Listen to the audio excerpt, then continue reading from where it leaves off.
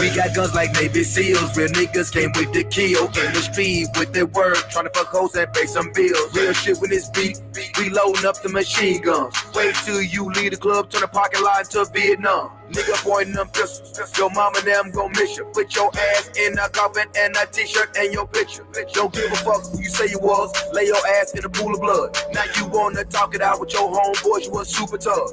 Ain't with that loud talking. Number loud in my way sack. Pistol in your mouth. Show me where them keys at. Acting up for ratchet hoes. Keep on showing out. Gon' fuck around and wind up like my Chevy. Brains blowed out. I got plenty goons and nigga. I'ma ride with her. I got plenty guns and nigga, I'ma ride with her. Fuck you and whoever that's riding with you. Ride your ass in a hearse and they can ride with you. I got plenty goons and nigga, I'ma ride with her. I got plenty guns and nigga, I'ma ride with her. Fuck you and whoever that's riding with you. Ride your ass in a hearse and they can ride with you. Know some niggas pulling out choppers for some niggas singing like operas. All my prime positions be toppers. On my block. And I ain't never been no knocker, bitch. I'm busting down them doors. How you claiming you gonna be writing for me when you wasn't around for yours? Keep these bitches out of whiff. These suckers out of length. My distance ain't never remotely close, leave impressions that'll dent. Loyalty we live by, respect is what we die for. They reflections never mirror real shit. They see pride more. Riding through with juicy, listening to Boosie. Ski mask and Gucci, the gunplay DOCs. Picks and commissary, cause we real like that. Squilling for them pigs will get you killed like that.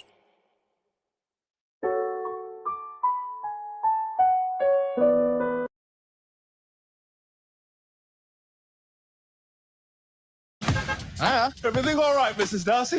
Oh, God, I've climbed a magical man tree. Yeah. Wild Indian, yeah. Hey, V, line them up. I'm a wild Indian, you know I go crazy. Ain't really Indian, that boy fugazi. I just keep it player, you can never play me. You got an ass so fat, girl, let's make a baby. And another one. Then I'm back to the trap, I'm trying to double song. She a bad woke chick and I love her tongue. We some jurisdiction boys, we some one-on-ones. Look, don't compare me to no Martin dog, I'm like Malcolm X. Die by our freedom, we'll leave a crack and stretch. Round of applause, boy, you know we clapping text. Chucky dog, child play, yeah, nigga, that's what's next. Open up the cans just like Arizona. Pull up masked up like we got the Rona. We set up jurisdictions when we buy the corner. How you claiming that's your hood and you not the owner? Be the B, I just pulled up in the need for speed. Free the land, tell the colonizers that they need to leave. Wild Indian up in my veins, you know how we bleed. You ain't gotta lie about who we is, dog, just keep it G. We at war, we can't keep the peace. Since we at war, gotta keep the peace. Whack a comb, then I meditate. Should I need to breathe? Keep a Olmec head when we slide, dog, cause we the shit. Like my niggas said, bitch, we the sheep. I can't keep the peace. If it pop off, then I want a piece. I'm just on release. I'm in go mode, motherfuck the thief. In these streets like EBT, when we at war, make peace with me. I don't give a damn, understand. Fuck who stole this land, white or black or tan. Understand, it's fuck who stole this land. Might have seen me get little buddy these hands. He wasn't no Abbo man. Now these dudes is Sambo man. They full of shit like my ammo can. What they call an N-word out the wrong mouth, that's an ambulance. Wild Indian, get it in advance, or you can post date it. Ask around, I'm the most hated. Straight sacred, they stole acreage. Go ape shit, show ain't shit. It won't be televised, I don't tape shit. Be the B, I just pulled up in the need for speed. Free the land, tell the colonizers that they need to leave. Wild Indian up in my veins, you know how we bleed. You ain't gotta lie about who we is, dog, just keep it G. We at war, we can't keep the peace. Since we at war, gotta keep the peace. Whack a cone, then I meditate. Should I need to breathe? Keep a Olmec head when we slide, dog, cause we the shit.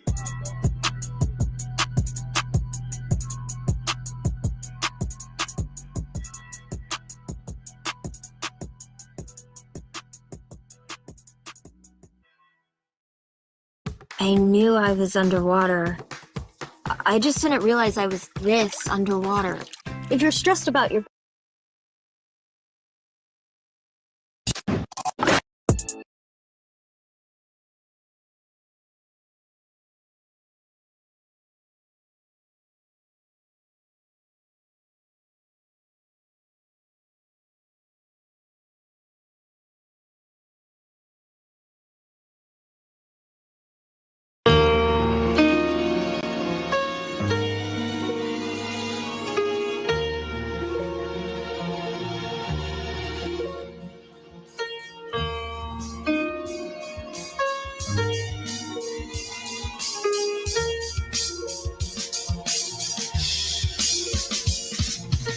Who they think they better than? Ain't no comparison to the so-called black or African American. You can drop the African, keep the American. When we say Aborigine and make their world in, I'm going in the same dirt my ancestors buried in. I come from a god and a goddess, so what that make me? Not even Basquiat can trace me. Not even Van Gogh can paint me.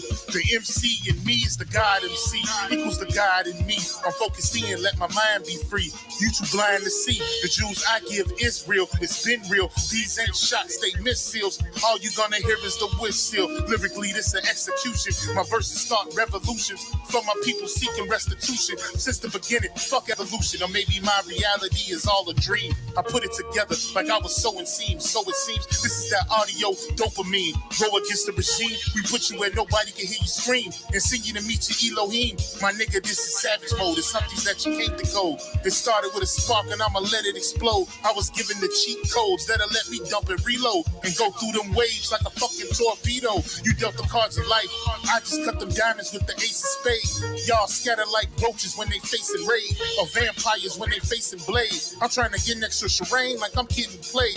You still stuck as a mental slave. You still stuck in that mental cage. While I'm making easy money, pipping hoes in style. This my coming to age. Crowd roaring when I'm coming on stage. And when I'm done, they gonna be cheering my name.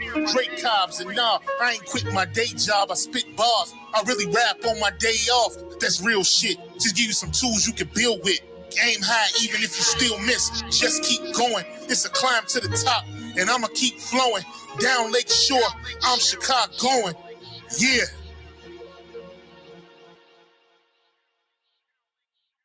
You niggas is playing checkers, we playing chess. And nigga, this is checkmate. Dre be the big dog and you just a little bait. You out of Africa and we ain't got the same traits. I'm a God being and we ain't got the same fate. My granny died February 18th and I was born on the same date. The chosen one, the ancestors' chosen son. They gave me the golden gun. One shot, that's a hole in one. From the pyramid of the sun to Poverty Point. I don't think you niggas is getting the point. We still here. Who said they made the Aboriginals disappear? Your information's lagging in the rear. All you do is teach fear. We copper-colored with woolly hair. Am I speaking clear? So fuck the nonsense. When I rap, I touch your consciousness. From within is where you get your self-confidence. Let's bring it back to dominance. Ain't no confining us. We bring that wild Indian out of us. Yeah. Yeah. We still here.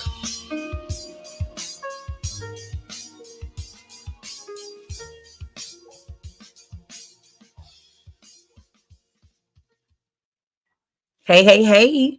Peace and love to all the Aboriginal, Indigenous, Indians. Thank you all for coming in and checking me out. I know it's been a break since I've been live, guys. So I'm happy to be back. What's going on? I'm not saying I'm back permanently, but I'm back for a second because it is some things I want to discuss. I hope y'all doing well tonight. I hope y'all doing well. Please like, share, and subscribe. You know what I'm saying? I'm not going to even put the chat on subscribers mode tonight. We just about to rock with it. So I hope y'all doing great up in this mother sucker today.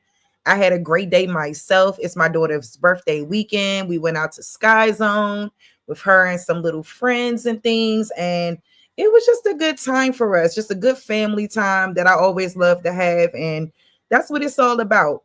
So I hope y'all doing well. It's some things I want to talk about. Y'all see what's going on in my title right there. First, real quick, let me drop this intro. Let me support the community real quick, and then I'll come back, shout out the chat, and then we're going to rock in the order that y'all see on the screen, because it's obvious that it's been a lot going on these last couple of weeks. Obviously, I don't know if you all are familiar with what happened with the mom in Detroit, leaving her children alone in a home for 4 years by themselves, y'all. I'm talking about trash stacked up 5 feet high, feces in the tub. These kids couldn't even, man, these kids were put in a messed up situation. So we're going to talk about that. The Thesice Room panel, we're going to talk about that too. That's a platform mainly from my area that's up and coming and on the rise. You know, Trey, he already got a name for himself, but, you know, now he's coming onto the YouTube space and, you know, and I'm excited to show a little bit of that coverage and that footage of me speaking on that panel in regards to us and our true lineage and who we are, because that's what this is about. And obviously we not from Africa, because I'm tired of fucking arguing with people on Instagram every time I make a comment about how such and such ain't this, or you know what I'm saying? If I'm saying Barack Obama was not truly one of us, you know, I'm not going to keep arguing with people. So we just going to lay the law today. And we going, you know what I'm saying? We're going to get some things straightened out. So I just want y'all to know that. I hope y'all doing well. You know what I'm saying?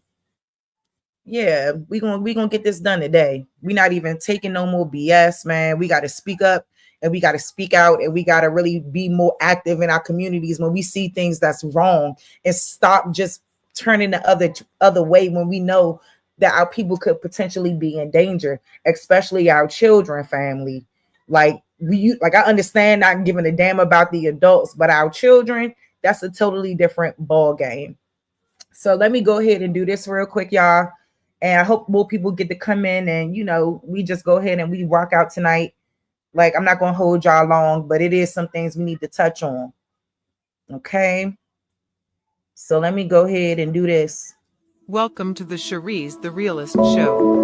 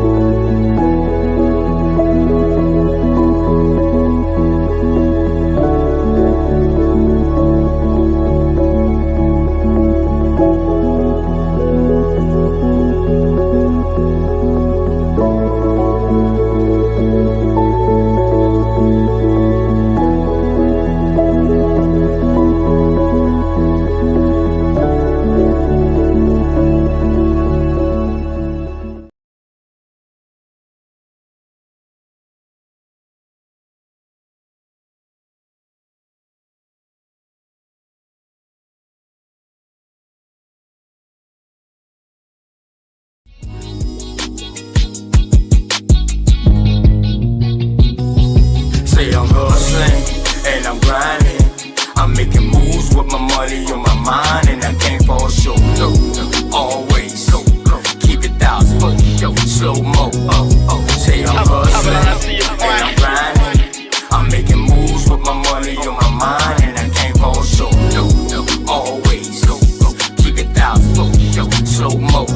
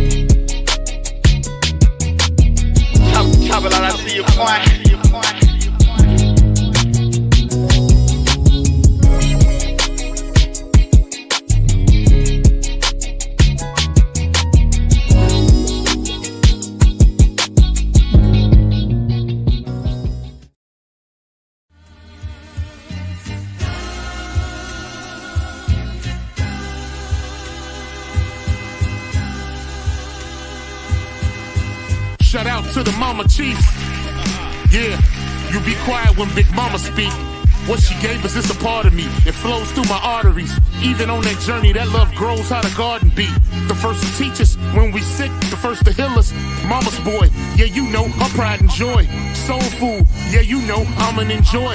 Calm you down just by the sound of a voice. There isn't another feeling inside when they cheering you on at your game and you feeling the pride. You and your siblings fighting, she gon' make you put them feelings aside. She can't lead you down the road, but she can give you the guide. Where you think I get that blissful look in my eyes? I need a side of ice cream with Big Ma's apple pie.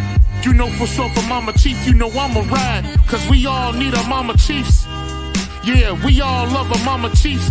The greatness, the patience, the foundation, the knowledge passed down so many generations, our motivation. I just want to thank you for my creation, cause we all love our mama chiefs. Yeah, we all need a mama chiefs. Yeah, we all ride for mama chief. The dedication, I seen your tears at my graduation. Now look, my your boy that made it. You the reason I'm one of the greatest. Yeah, cause we all need a mama chiefs. Yeah, we all love our mama chiefs. Yeah, we all ride for mama chief. Now be quiet, let Big Mama speak.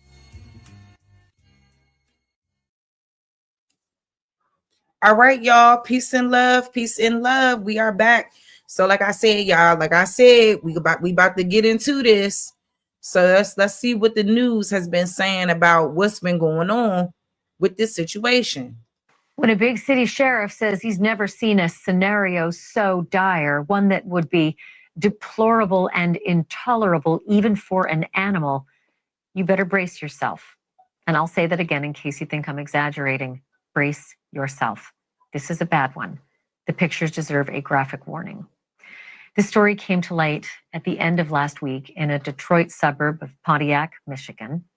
Oakland County Sheriff's deputies found 3 children in this house in these conditions: a 15-year-old boy and 2 girls aged 12 and 13.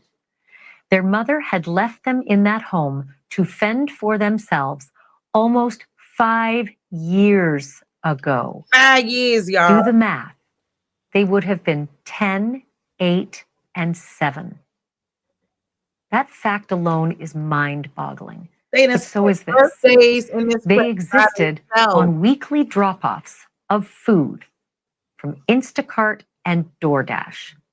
But towards the end of that 5-year ordeal, the food that was dropped off ended up being a loaf of bread. Obviously, somebody also was paying the rent on that house until they stopped. That happened last October. And it was therefore the landlord who called the sheriff's office for a welfare check. By then, of course, those children's welfare was all but non-existent. Their house was overrun with garbage and feces and mold. Their clothes were filthy. Their hair... Look at that, y'all. These kids was living like this. Was matted. And just so you know, the extent... Hair was matted. Toenails longer than the earth. Got these kids out here suffering like this for almost 5 years. And I'm gonna find this little thing, Facebook too.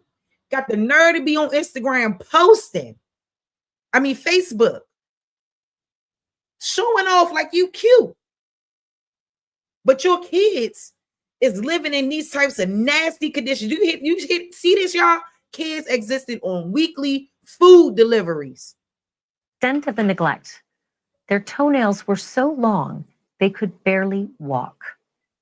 Their last delivery of anything related to personal hygiene was a half-decade ago and was only a box of trash bags, some gloves, and a can of air freshener. 5 years ago. They hadn't been to school since 2020, and the 2 girls apparently hadn't been outside that house in years. Tonight, the children's 34-year-old mother is in custody, as she should be. But it begs the question, where was everybody else? Where was the father? Where were the schools? What about the neighbors? How could this nightmare have gone on for so long? Joining me now is the Oakland County Sheriff, Michael Bouchard. Sheriff, thank you so much for being here. I literally can't even believe, as I read those details again, that I'm reading fact. How are the children right now, and where are they? So we took them immediately out of the home once we discovered them, took them to medical care, and then involved our Child Protective Services. And they have been placed temporarily with relatives that were unaware of what was going on. And then the key word is relatives who didn't even know what was going on. See, and we got to stop. You know what I'm saying? Like, we don't check on our family members. We don't call them and see how they're doing. It's just like, it's like, this is a complete and utter deplorable mismanagement altogether. And I always say, man, that silence speaks loudly. Loudly. We have a lot more scheduled for them this week. We've got a much more detailed health and mental health examination of them. We've already done a kind of a psychological question kind of thing with a care house, kid gloves treatment to try to figure out what they're feeling, what they know, things like that. Thankfully, they're responding very well. Our detectives said when they saw them at the care house interview that they were chatty. And obviously, when we first encountered them, it was nothing like that. The girls were actually hiding in a locked bathroom. How is their development, given the fact that this is almost half their life? They've lived alone as young children with no adult care. I mean, and just no love. Yeah, it's horrendous. It's really difficult to wrap your head around this case. I've been in this business a very long time and seen horrific things, horrific murders, horrific child abuse. But this is a terrible one that was magnified by how long it went on over the period of years to not have an adult or any love or any structure, any education, none of that. And so, it's just really difficult to wrap your head around. But we're doing everything we can to set them up on a better path. The community has responded and filled our sheriff's office with clothing for them, and they're making donations. We're going to set us to try to get them, a fund for their health, both physical and mental health, and maybe some educational funds set aside for them. Sheriff, the obvious question is, you've arrested the mother. I understand you can't reveal her name because she shares a last name with these children. What is her response? Is she talking? Why on earth would anyone do this? Yeah, she's been talking to our investigators, but so far no reason for this. And it's one of those things. How do you even come up with? Look at that toilet, y'all, and look at the wall. It's literally feces on the wall. Trash on the floor. We know this toilet don't work. And if there's shit in the tub, I can only imagine. Like, these babies were living in an awful condition since they were what? Well, the reason for this, when you watch the television ads showing dogs and cats in a deplorable condition that evoke that heartstring where you want to contribute to them, imagine that times 10. And then do it over a period of years to children. So it's really difficult to kind of wrap your arms around this. But we're going to do everything we can to wrap our arms around those kids and to make sure, quite frankly, that this mother is held accountable. Thanks for watching. Go to joinnn.com to find News Nation on your screen. Okay, y'all. So what they pretty much is saying is that right now the mom they have a $250 million bail for this woman. And if she is convicted, she could spend her life in jail. And I think it's necessary because we have to get to a point where these kinds of things aren't happening, especially in our communities. And I think it's just really an awful, sad shame. And I don't know what's been going on up there in Detroit. A lot has been going on up there with the mothers. Down to the point where the children are passing away. It's really, they are really a city that's going through a lot. And I don't know what their government is up there doing. They obviously ain't doing nothing. But meanwhile, we was housing illegal immigrants for the same amount of years. These babies was abandoned by their mother and no one knew. To me, the math ain't mathing.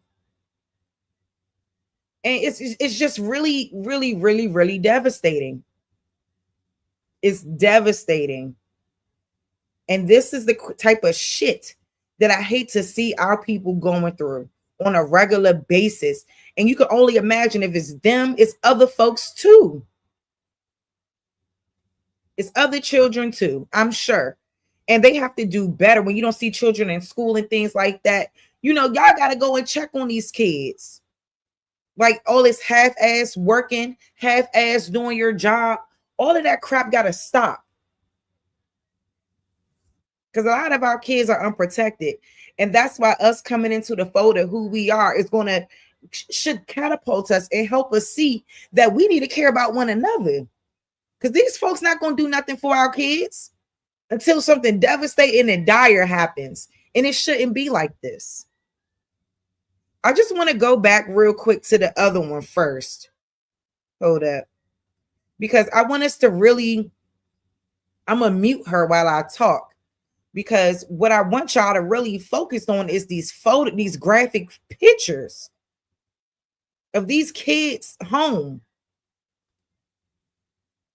that they was living in while their mother is walking around on Facebook posing like she's some type of goddamn thought pocket model.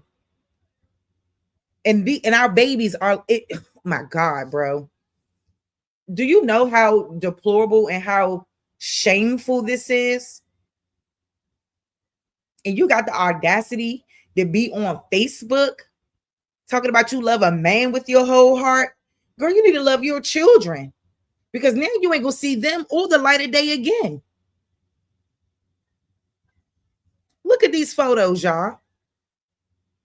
Trash in the damn bathroom, feces on the wall. Oh, look at the toilet. They said that those children were sleeping on pizza boxes.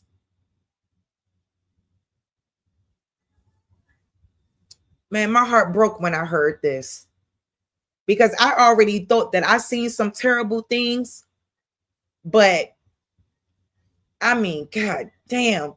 And then y'all, let's ask this question, because I mean, you know, is single motherhood getting out of hand? And I'm not trying to blame, like make it seem like all single mothers are doing the wrong thing behind their children. Absolutely not. But like, is there a mental health thing at play here? Like, what's going on? Because we can't get to a point where we don't even care about our babies. You chose to have them. And I just don't understand why we get to this point where we treat our children this way. Where we want to take now you want to leave them in the house, and now you want to go live your life. Lady, have you lost your mind? You don't have a life no more when you have children. And I mean that respectfully, because I'm a mom too, and we got to do what we got to do, baby. I don't understand how you could grow up without a dad. You could grow up, you know, and your mom treated you ill, or whatever the case may be. But then you turn around and you do the complete same thing to your children. Make it make sense. It doesn't make any sense to me. It doesn't make any logical sense to me, y'all. This was extremely disturbing to me. And it's just like, I mean, you know what I'm saying? They gave you a $250 million bond. They know you can't post it. They shouldn't have gave you no bond. You are not only a threat to society, but you are a literal threat to your children. Literal. Hey, Gigi. Hey, Straight Smoke. I'm Mary Gal, my sister. Always win. Peace to you. Joseph Johnson and Jones. The enemy's public with Brother Narcia. Peace to you. Focus Mind. Peace to you. Yeah, this was really some diabolical work. Y'all look at these pictures that they said was within the home. Look, you know that's some old shit. Are you serious? And you know what? Like I said, the family members can pretend like they didn't know what this bitch was up to all they want. But you ain't about to tell me the whispers wasn't going through the family. Y'all not going to tell me that. And of course, they're going to try to save face and say, oh, they didn't know. They didn't know. No, you knew. You knew, boo. I wouldn't have gave those children to not one of her family members. Not one. Look at that. It's a disgrace. It is a disgrace. Look at this, man. I got the nerve to have a vacuum cleaner in there for what the fuck? You are not even helping these kids live and grow and learn. You just dropping off food and going on about your way. I want to show this other young man video too, if I could find it. Let me see if I can find it. Because y'all, this literally broke my heart. And I said to myself, man, is this the type of shit that we tolerating? This is the type of stuff that we accepting. This is the type of stuff that's going on right in people's neighborhoods. Nobody doing nothing. Let me send this one to myself real quick. And then I'm going to pull it up. Because I'm going to move along in a second. But it bothers me. It really does. Because it's kind of like, what are we doing as a community, as a people, that this is going on? And it's like, it makes me wonder about the mother too, because it's kind of like, lady, are you going through something of that serious where you feel like you want to think about yourself to this extent and not your children? And where are their fathers? And I don't even know why I'm asking that. Because we know where they at. Absent, not around, the same old stuff every day, all day. And we think it's okay. We excuse this crap. We excuse it. Hold on, y'all, because I'm about to find this joint right now. Because this boy, he had the pictures of her ass up there, the whole 9. And I hate it for us, y'all. Because this makes us look bad. Like, it makes all of us look bad.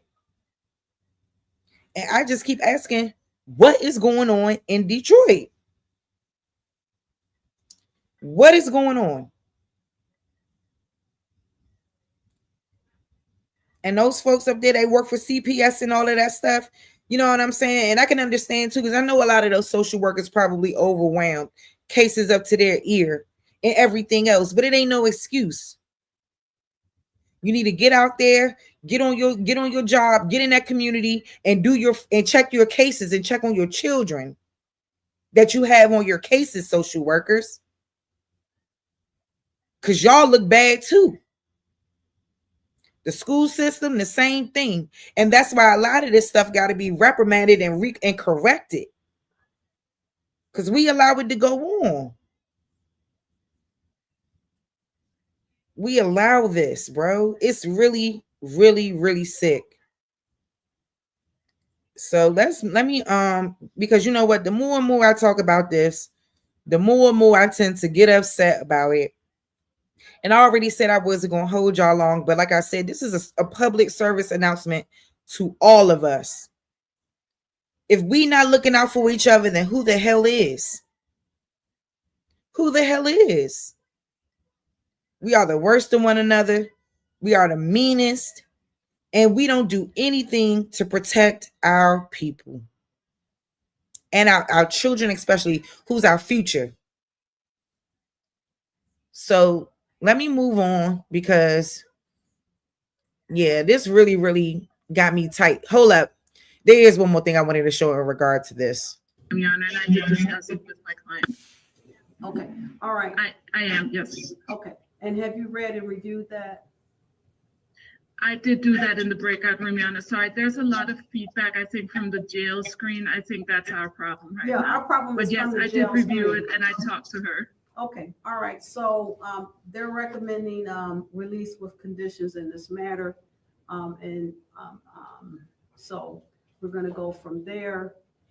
We have the PCC date. I'm going to have you speak to bond, and then I'll make my decision as to bond. And I'll also have prosecution speak to bond.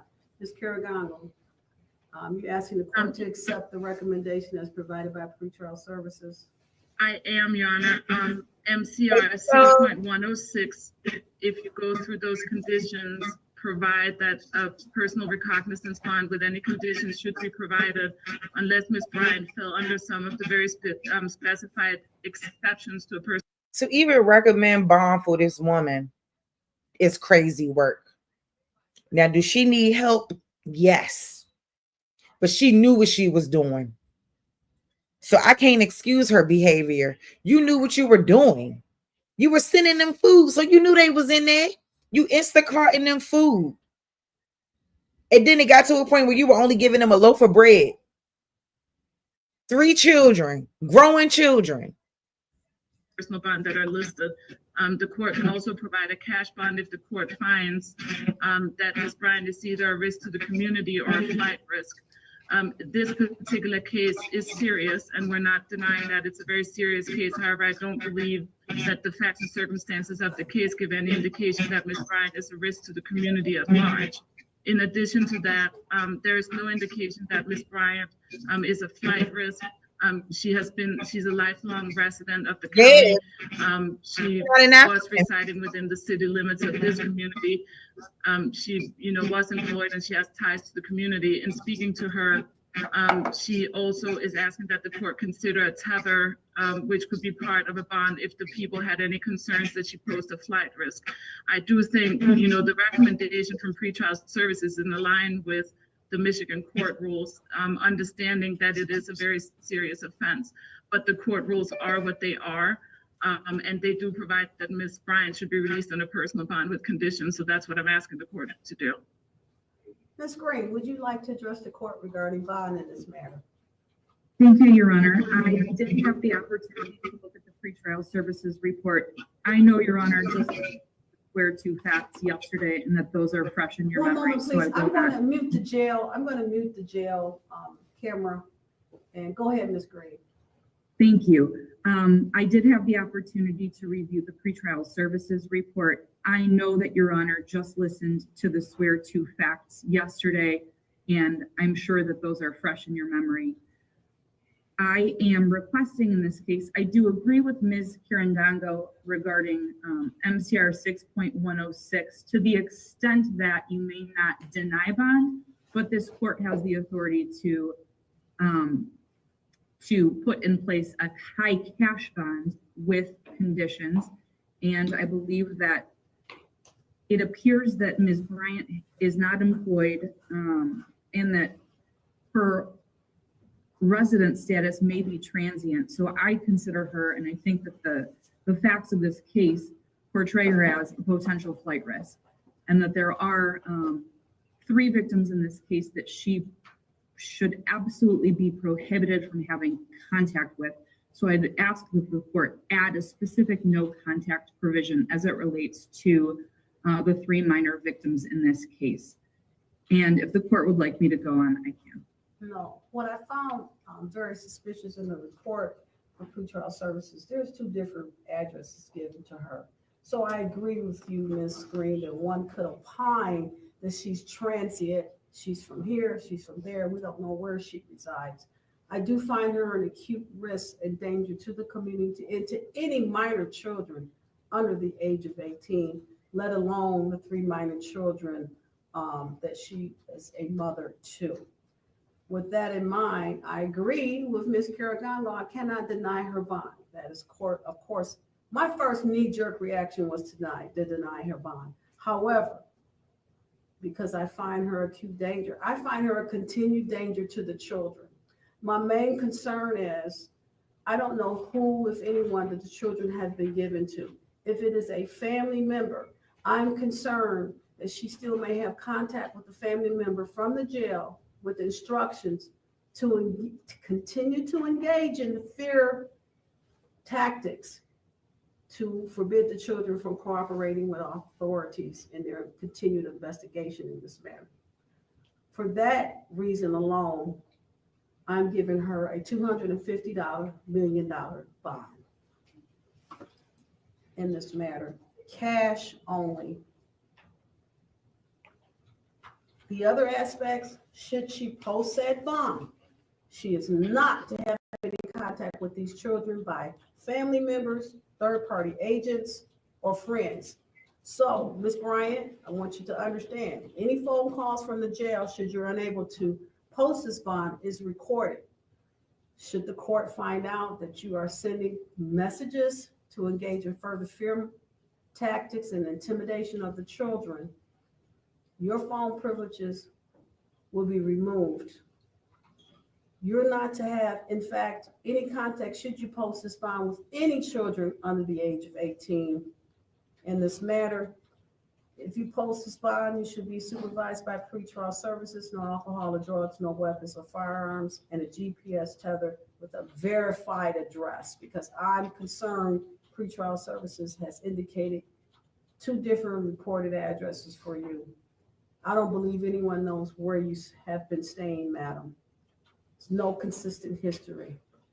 Anything further regarding the bond, Ms. Karagongo, Ms. Green?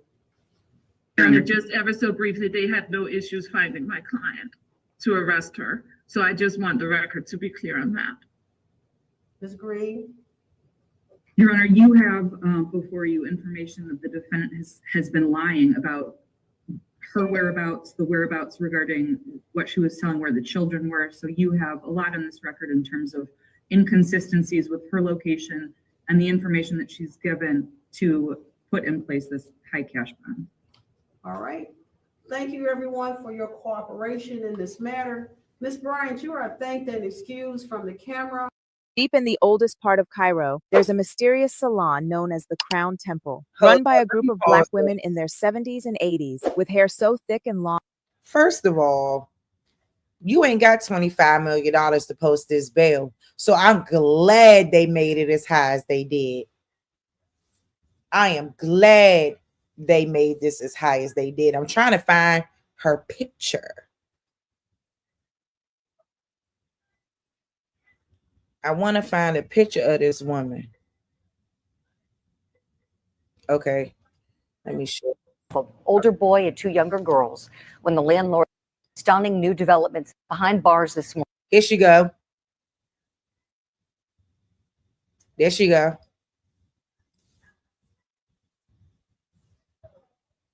Y'all think she look African to y'all?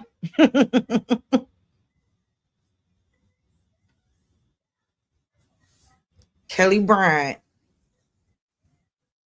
Go ahead, Gigi. You always start in Gigi. So that's how she look. All right. Because that story right there got me real tight. Real tight. I'm not going to even lie to y'all. I am not going to lie to y'all. This is some of the worst deplorable shit that I have seen from anybody. But she gonna get life. She gonna get life. Because ain't no way, lady. Look at this. Look at these pictures, y'all. Like, see, Court TV they kind of blotched it out a little bit. Look at what these babies was living in. I'm sorry. You know, it's definitely valid. It's definitely valid. So let's move right along. So last week, y'all, or the week before last, one of them, I can't remember. I was on this panel called Thesice Room. Now, this is from my area. And we had an interesting conversation. I ended up coming in right when he was asking this question, because I didn't know what I don't know what kind of questions Trey is going to ask when he do his thing. But right here, y'all, I just kind of want y'all to get into this conversation for a second. And then I'm going to come back and give y'all some commentary behind it. Because of the lack of information.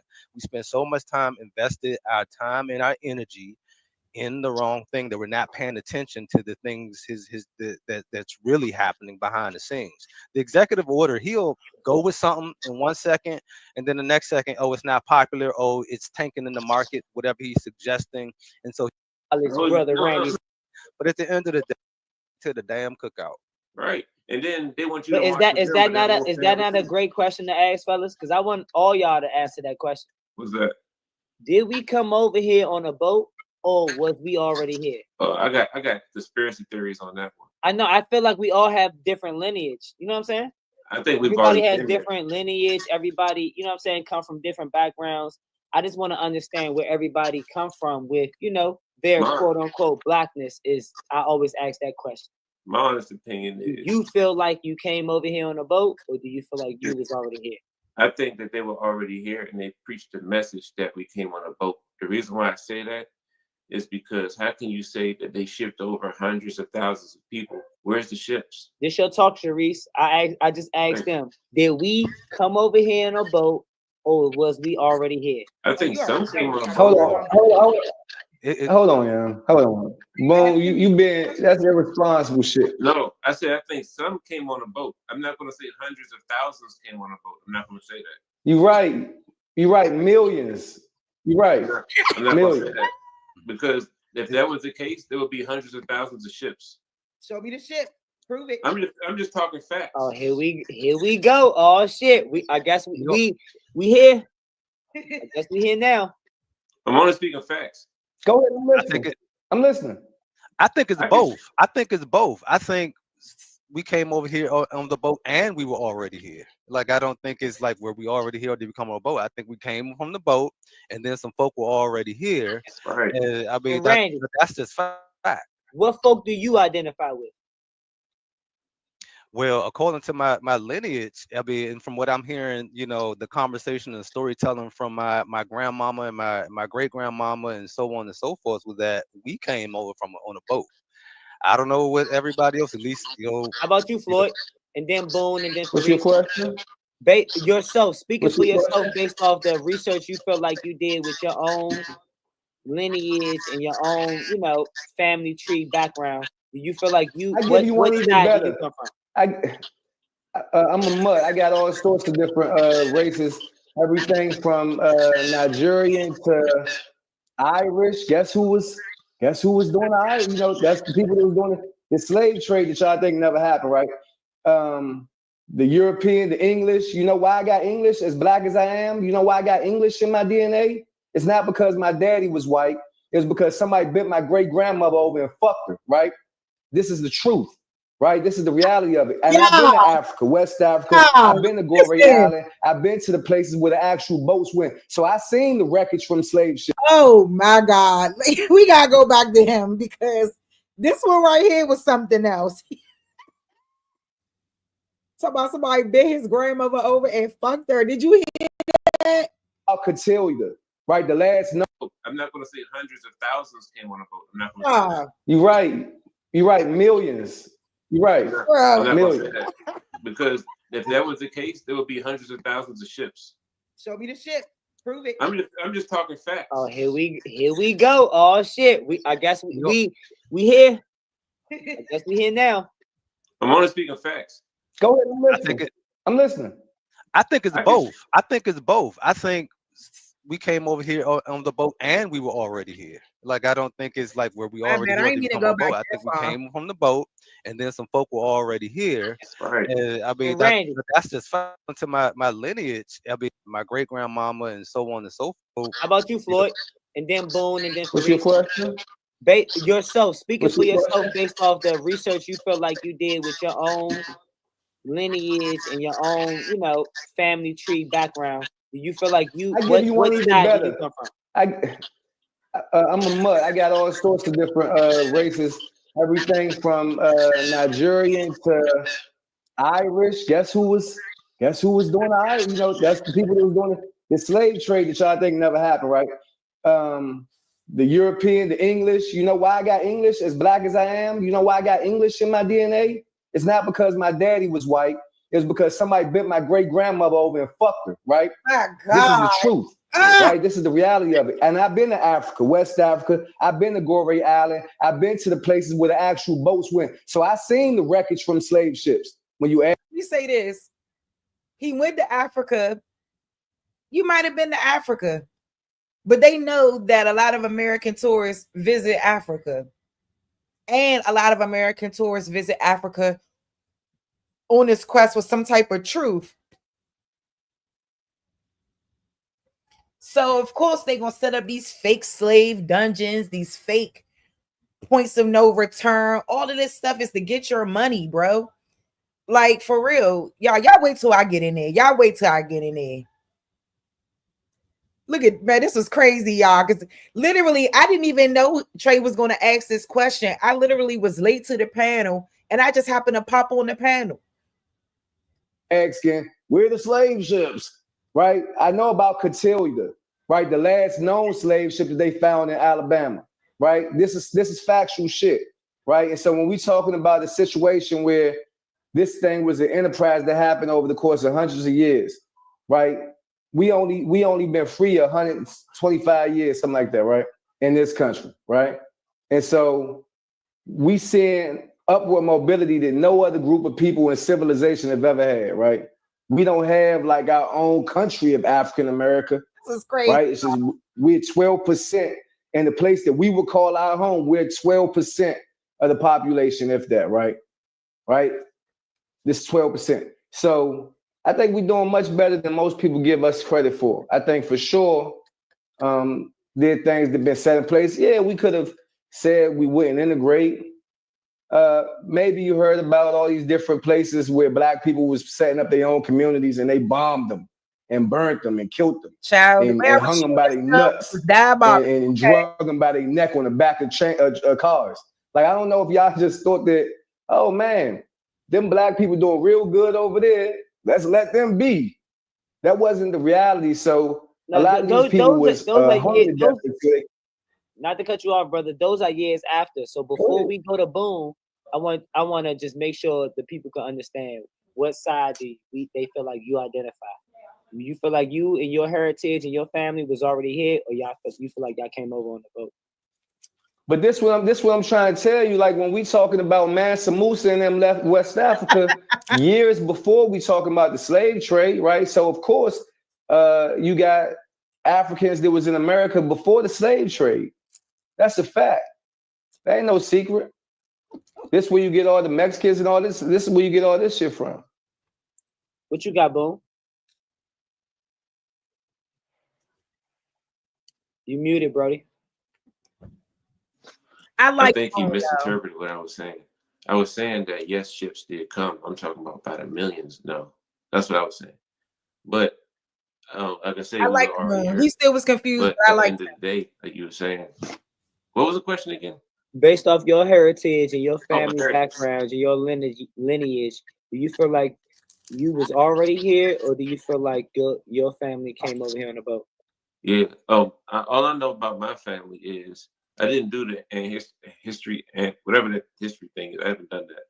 But what I do know is I know that my family was a slave in they were on a plantation in Calvert County by the Butlers. And when Master Butler died, he gave all of his slaves pieces of his land. All right, let me stop it right here. To this day. See, I think Boone don't realize that was his folks' plantation. I don't know if Boone realized that, but that's his people shit. Because it doesn't make any sense when they keep saying the slave master gave all of these alleged slaves a piece of the land. Why would he do that? He ain't love these people that much. If that's the case, unless they already owned that land and they were sharecroppers on that land. And that was a lot of the case for a lot of people. So I just know how to go back to where the original slave people that owned my family. Outside of that, I'm from right here. That's how I look at it. Because I don't believe in pissing on a stick or some shit and then sending it in the mail and they tell me I'm part Indian, I don't believe in that. I'm from right here. You feel the same way about the African ancestry DNA? Because I was there as far as the regular, but the African ancestry, I think it does help people a bit more. I don't trust the other ones, but the African ancestry, I feel like it will help us connect back to our roots, because we're out here in the limbo. I feel like we are missing a big piece. Every other culture knows exactly where they've come from. We're the only culture that are guessing where we actually come from. And I think that science sometimes use not in a way that's malicious, but in a way that is benefiting or could benefit our community, might be advantageous for us to connect back to our lineage, but which is important. Before y'all do your thing, let Sharice cook. Peace and love, everybody. Yeah, so you already know where I stand. Black Americans are true to the land. Black Americans did not come from Africa, and that's just plain and simple what it is. What we find is that we have a distortion of our history that is not being told to the people, right? So this idea that we were on the bottom of a ship, chained together, shit and feces everywhere, fuck no. You cannot survive nothing like that. It's like almost humanly impossible to survive such a treacherous voyage for 3 months at the bottom of the boat. I don't know who's going to survive something in that type of condition. So let's start there. And then secondly, like this idea that we don't have a history, don't have culture, all that is a lie. Our culture is rooted right here in America that we developed, cultivated, and built ourselves. We built this nation from the ground up. That's number two. And number three, I just think that they have had a rough time proving this thing to be true. When I've researched this so much and I still research it now, it's like there was more Africans brought to America in the 1900s, 1990s, 1992 than the entire slave trade era. They cannot truly pinpoint us back to Africa. Spit in the tube is not going to do it. Spit in the tube is not going to do it. Like I tell everyone, find me an authentic African ancestor in your line. Because one thing about it, no matter what you've been through, you're not going to lose African dialect. You're not going to lose African culture just because you were brought over somewhere. That doesn't just go away. They can't just beat that out of you. That is like diabolical. Period. So it's like, okay, it's because they told us this, right? They told us this is our history. They told us this for so long that this is something we've adopted, and this is something that we believe to be true about who we are. When I have legitimate ancestors who are Indians, if you will, or just indigenous. I don't even like to say Indian. I just say we are indigenous to the land, because I know when we have this idea about Native Americans, the $5 Indians up there, that's why Trump is on them now, because they are not true to this land, period. The only ones that is true to this land is these people on this stage and our ancestors, period. So, you know, that's why I don't believe the slave trade myth. Now, did people come to America? Absolutely. Did people travel from places to come here to get a better life? Absolutely. The idea that just us, oh, y'all are from there? No, that is cap. They need to prove it, and they have yet to do that. That's why we don't have a reparation situation. None of that stuff is happening. And we can even go as far back in slavery as y'all want to say it. A lot of our ancestors owned these folks. White people were the first slaves in America. So it's just a lot of things that we don't know and we don't understand, but they've predicated our history on this to cover up their type of history that they don't want to expose. And that's the truth. So yeah, I think the slave boat thing, that shit's got, they got every last statue you could think of up in this country, but they don't have not one slave boat. The Cotilda, they talking about no. No, he was ready. Look at girl, y'all. He was like hey, y'all. Like, come on now. Who said that? That's a hey, y'all. He was on here. He was waiting to respond, bro. He was not listening. I promise y'all. But all they shown y'all was like wreckage of wood. Like, come on now. Who said that? That's a ship down there? They just telling y'all anything because they want to connect this, because they know a lot of us are finding out the truth about our lineage and our heritage, and that it's not 100% this slave trade story that they're predicating on us. So that's just, you know, I could really talk about this all day, because I really go into this. I actually do the research, like from the people who actually built the slave trade voyage website and all of this stuff. They don't even talk about the slave trade that happened within the United States. They don't talk about people being shipped from Virginia to Tennessee, from South Carolina to Virginia. They don't talk about none of that. None of that, but all of that is very true. So y'all, you know, it just takes a lot of discernment to really unpack it and truly understand it. I just think it takes time for people to come into it on their own, and that's just what it is, y'all. Hell no, we are the boat story.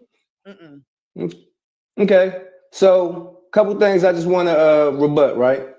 If you can. You're right. To think that our story starts at slavery would be wrong. Slavery, the Middle Passage in America, right, started somewhere around 1525, right? And so if we're to look at the Africans that left West Africa to come to America with Mansa Musa, that was around 1357, right? So about 200 years before slavery would have started here. So to Boone point, the Africans that Say that wasn't a cook though, y'all. Say that wasn't a cook. Sit right there, cook these niggas, because you're not about to sit up here and make our folks believe that they some slaves from Africa. No, sir. And I know the only reason why he think he Nigerian is because of a DNA test he might have took. And the history that he's learned, or whatever history that he's, whatever history books he read, and whatever, you know what I'm saying? Like, a lot of people learn about Mansa Musa. A lot of people don't learn about Mansa Musa until they go to college. That shit about Mansa Musa is not even taught in K through 12 education. Like, let's be real about this. Like, man, I had to let these, man, hold on, let's just keep going. Because I don't even think I got a chance to really rebut him, after this. But let's see it, because I can't remember. Were already in America, would have been here for about roughly 100 years, right? With the so-called Indians, right? In America already before the Europeans left England, right? Like you said, they were slaves and throwaways. You're right. So they came over here, right? So all of that's correct, right? Oh, I know. Problem is, to your point, about 2 million people per year died on those boats, right? Estimated. Right, and they based that off the logs of the people that was coming on the boats in Africa, right? Because this is cargo, so right? He's saying you the sold logs. drugs before you. Let's talk about the logs, because all we've ever seen is numbers. And when we look into these logs, family, we already know it ain't no people on them logs, no names, no nothing. So it's like, what are you even spewing right now? And I like Floyd, y'all. Don't get me wrong. He a cool guy. I like all these fellas up here. They cool. They from the area, you know what I'm saying? And we all trying to get an understanding. But like, we can't continue to depend on that history to tell our stories when our grandmothers and them is telling us about their indigenous origins. Like, come on now. It's like we got to get to a point of level-minded, logical thinking here. For him to even defend the slave trade story is diabolical. 2 million people died. So you think that they all survived or would survive something like that? When we got, cargo, water, food, the captain and crew. All of these people was on this alleged slave ship, this ghost ship that we keep talking about, that they have yet to produce. The only thing that they've produced is a goddamn photograph that was drawn in like 17 something. I can't remember, because I did a whole build on the slave boats. And in light of this, it makes me kind of want to go back to the slave boat build that I did, because this is really preposterous, but our people really believe this. I can't say that he a African or anything like that. I don't really know. You know what I'm saying? But he did clarify that he was a mutt. So, well, I don't know if you did. I did. I knew how much dope I had in the bags, right? I might got 15 in this bag, 15 in that bag, right? So if I get to DC and it's 2 bags, it's not 2 in here. Hold on. I know where I got, right? So the numbers is off. So it wasn't that they was keeping documentation for is off. So if you admitting that the numbers is off, how much of this is all off altogether? You see what I'm saying? And it's like, it was a contradiction in his wording, but whatever. Years ago, so they can lie to black people one day when they was free. They was keeping documents. Is he crazy? He think that these folks don't got a reason to lie to us, so we don't come back and claim what's ours. They got every reason to lie. Every reason to lie. Because why haven't we heard that whites was actually slaves versus this indentured servitude? That's them covering up history. Oh, they were indentured servants. It was only for 7 years. It wasn't as hard as black slavery. But no, come to find out, white slavery was actually much worse. While we were strutting the streets of northern and southern cities in America. Help me understand. We were strutting the streets. Don't make me put, where is that thing at? We were strutting the streets. This is what I keep telling people. We were strutting the streets, family. Hold up. Let me show it to y'all before I go back to him. Whites were auctioned on the block with children. and sold and separated from their parents, and wives sold and separated from their husbands. Free Black property owners strutted the streets. Strutted. Okay, we was pumping through these streets and it was giving cute. Okay, while white slaves were worked down to the damn death in the sugar mills of Barbados and Jamaica and the plantations of Virginia, which was all the West Indies, that whole thing. Virginia, North Carolina, South Carolina, everything up on this eastern seaboard, and Barbados and Jamaica. All of that shit's West Indies.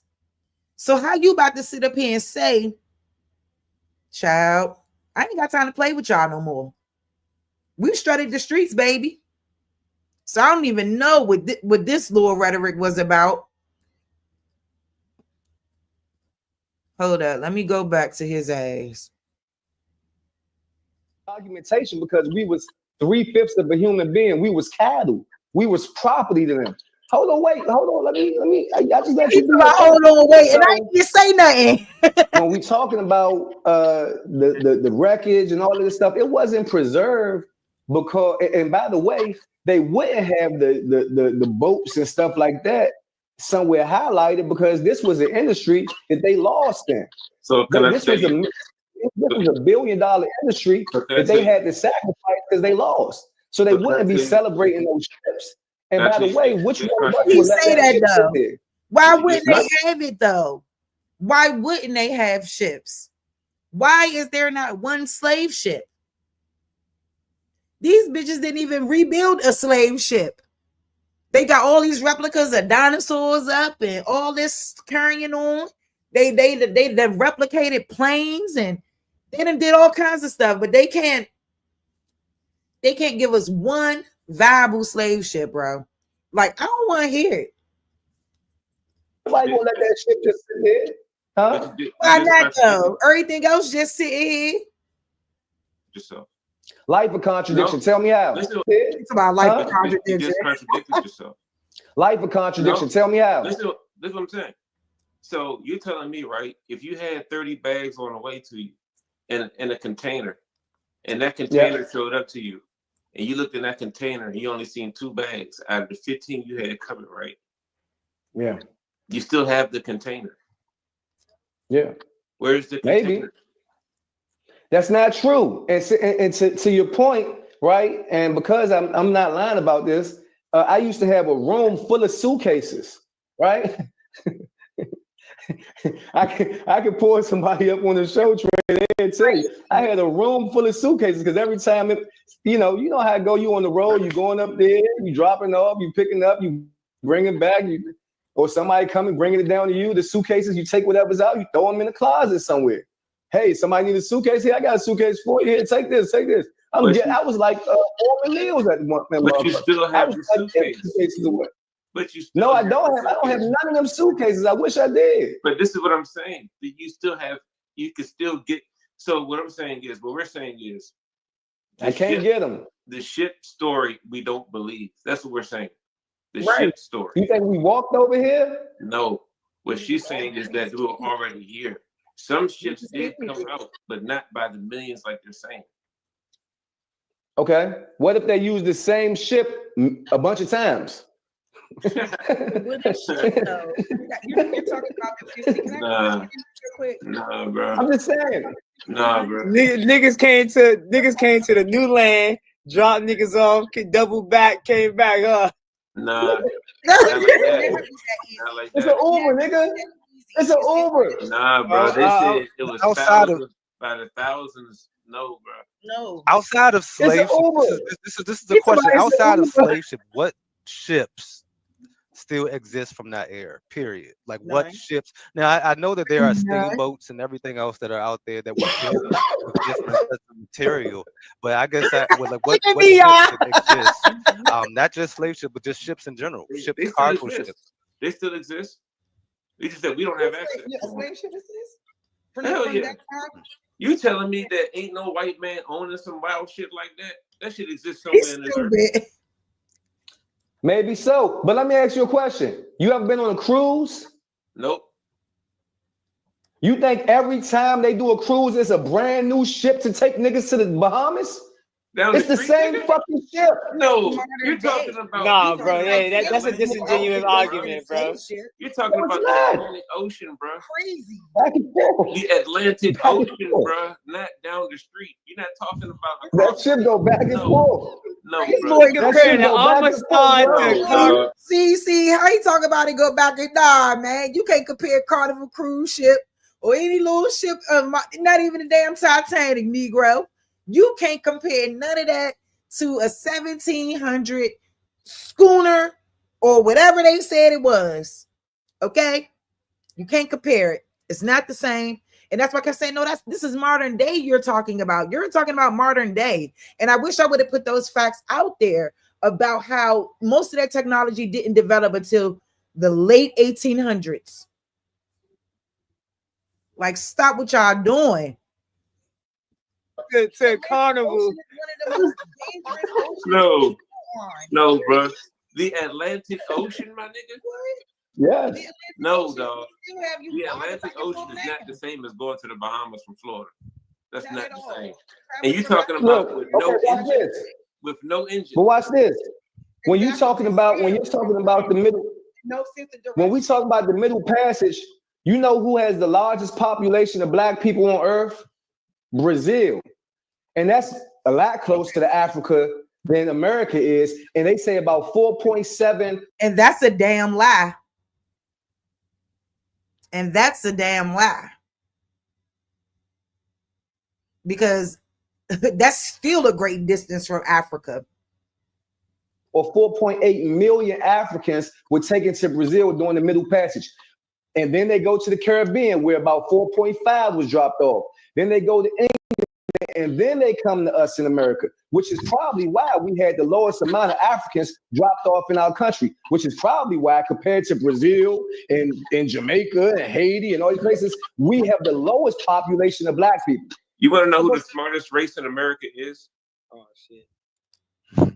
Who the who? You want to know who the about who the who? in America is right now? It's too much. Asians. Mexicans. He's about Asians. Bruh, slavery was going on this whole time. They stayed across the street. They was like, it ain't safe yet. Yeah. Mexican, Spanish. I don't know. They stayed across the street Because it was a lot of different wars, bro. So I don't know. If they had their own wars. Shit, nigga, everybody had a war in America, brother. Irish. Yeah. White women. Gulf of America. That was a crazy take. That was Gulf of America. Y'all definitely got heated. We gonna go to the Thesice report, man, so we can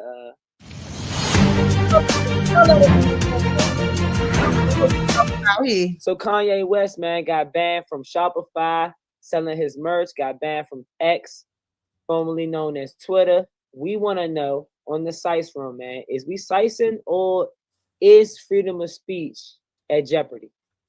Man, I think we're giving, Kanye a platform, and again, going back to my comments of as far as energy, we're giving him way too much of our energy, our precious energy that should be spent towards organizing, figuring out how we're going to protect our community. Whatever Kanye has going on, I think that it is just a cry for attention, a cry for help. To be honest with you, I think he is, in certain respects, is a brilliant human being. In other respects, he's a troubled person, man. And I think we have to stop giving him the same thing with Donald Trump, man. We have to stop giving him the attention because he's craving off the attention. As far as free speech, free speech is never free. It always comes at a cost. The thing about speech is that speech carries energy. Energy is valuable. Energy is precious. Why do we think that Donald Trump is in office now? Because he's used the power of his words. And what I am hoping that we do as a people is that we are mindful over our words, and that we're choosing our words, and that we are speaking in a way that produces light, love, healing, and justice for the people who need to experience it.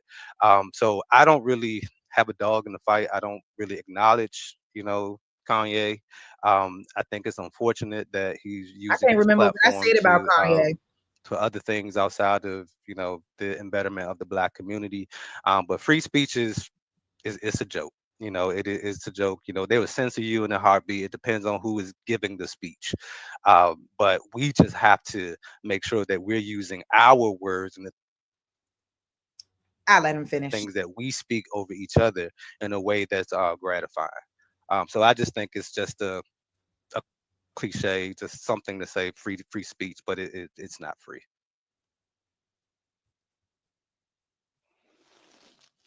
Yeah, so Kanye,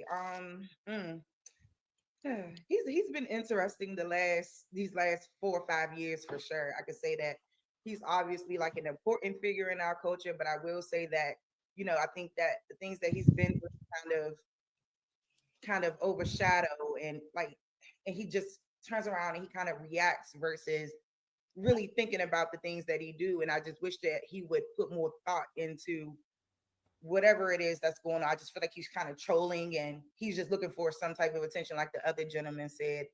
As far as free speech, there is none.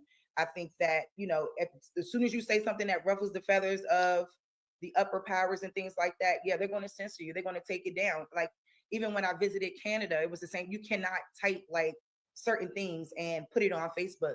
They will stop you. You know, like, I don't think that you have freedom of speech at all. Like, no, not at all. There is a thing called censorship, and it's happening every day. And they use the internet to censor you. Like, you can't really speak. You can't really speak up. So, you know, as far as Kanye's goes, I don't think he's going to change. He's going to be exactly who he is. And, you know, we just have to choose, like he said, whether or not we're going to give that any type of attention or, you know, energy as far as that is concerned. And like I said about free speech, we're definitely being more censored these days than I think ever before. So. Abby. So I don't follow Kanye, but in the sense of freedom of speech, I don't think that we really do have a freedom of speech unless it's in alignment to what is massively popularized and a part of our mass agenda. So I just think that yeah, he does. We don't really have a freedom of speech. He's kind of derailing into his own realm of what he wants to say, and his freedom of speech is turning into expression, and that's not what the freedom of speech we're granted is for. Apparently, it's not for expression. So, yeah, that's my view on it. I don't know. I think when you talk about freedom of speech and all that, you got freedom of speech. These are businesses. At the end of the day, we don't look at it like that. But these apps we use, and they're businesses, publicly traded businesses, and so they got the right to say we don't want you on here saying X, Y, and Z, and you got the right to go somewhere else to say it. You can sit in your living room and say it. That's not the issue, because people don't care about freedom of speech necessarily compared to what they have to say being exposed to as many people as possible. So if you want to just say it, you can say it. Nobody's stopping you from saying it. You can sit in your living room, you can say it while you're taking a shit. Nobody cares. Say what you gotta say. But you want people to hear it, and you want people to see it, and you want people to respond to it, and you want people to engage with it. And so that's a different thing, because you got to use somebody else's platform to do it. As long as Kanye was talking shit about Drake or any other guy, you know, it's fine. As soon as Kanye say something about the Jews or this or that, all of a sudden it's a problem. So it's selective beef, and so-called, you know, like when they got an issue with you, it's usually not when you saying something. You know, you can make 100 songs. We sing Lil Durk, NBA Youngboy, all these rappers. They make 1 million songs about killing each other. I killed him, I shot him, I did this, I did that. I paid for the hit. They give you a platinum plaque. They give you a YouTube plaque. All of this shit. They put you on world tour to talk about killing a nigga look like you. But you say that, man, the Jews run this music industry and they perpetuating this. They paying for this. All of a sudden, you anti-Semitic. How can a black man be anti-Semitic? Question number one. Number two, why every time, man, you telling me Elon Musk could do the Nazi symbol and Heil Hitler and all this shit at a presidential inauguration, and it's okay? The fucking head of the Jewish, my bad, I don't know the name of the organization off the top of my head, but they put out a whole email, a whole letter basically saying, nah, Elon didn't mean it like that. Damn, y'all, the nigga doing this at the gym, y'all taking up for him? But Kanye say something about how one culture of people or one group of people that just so happened. And I tell you what, go Google all of the record labels, Google every rapper you know, find out what record label they with, and then go down the rabbit hole and figure out who runs that record label and where they from and who else came from the places they from. Go do the research. Kanye not saying nothing that's a lie in that regard.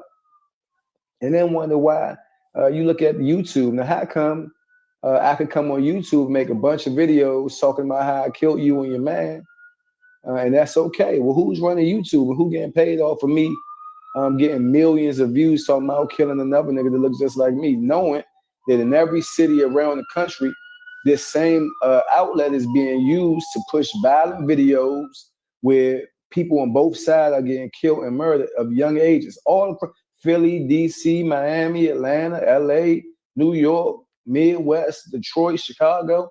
It's happening everywhere. Nobody says nothing about it. And go find out who went making the money off of this shit. It ain't hard to tell, but as soon as he started talking, it's an issue. I don't agree with everything Kanye say. He say a lot of dumb shit. But sometimes part of his so-called strategy is to get your attention with all the dumb shit so I can tell you some real shit. And, like you say, man, how much energy can you put to it? If it's for you, listen to it. If it's not, keep it moving. Because like you said earlier, we can't be idolizing motherfuckers, man. We got to, when you put out a song, if I like it, I'm going to jam to it. If I don't, I'm going to turn the channel. That's all.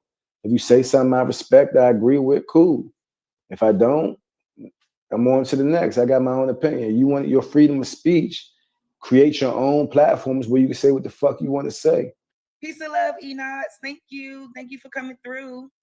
Shout out to everybody over there in American Indian Paradigm. We still banging on this information. We let the people know.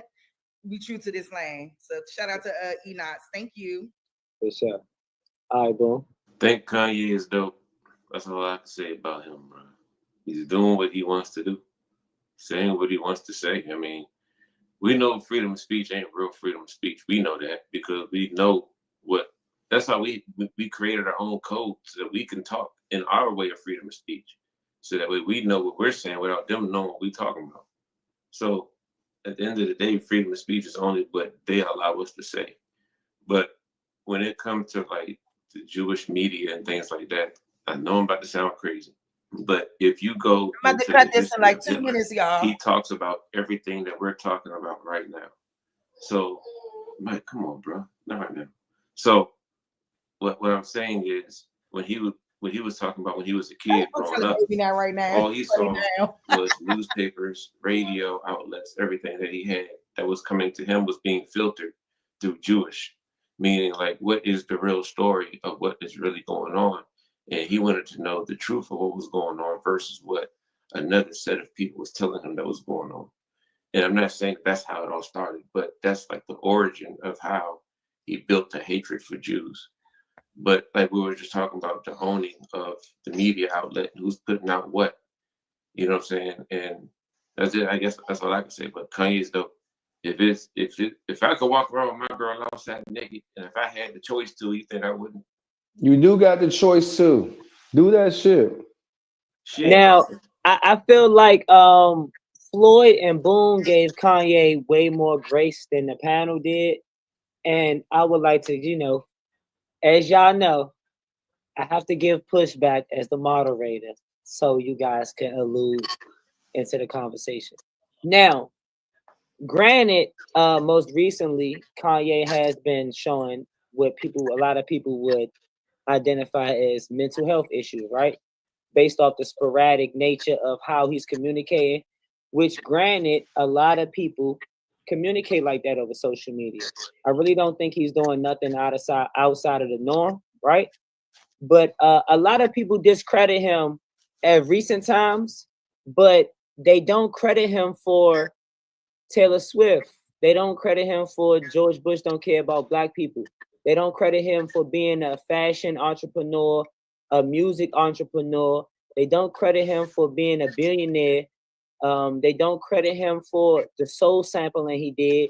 They don't credit him for the fashion he did, as far as being one of the first popular artists that we know of, right, guys, that wasn't a gangster street artist. I feel like what people feel like Kendrick is doing nowadays, I feel like Kanye already done that. And he don't get a lot of credit for things that he already laid the blueprint for, which I don't think personally gives him a pass for the things he's doing nowadays.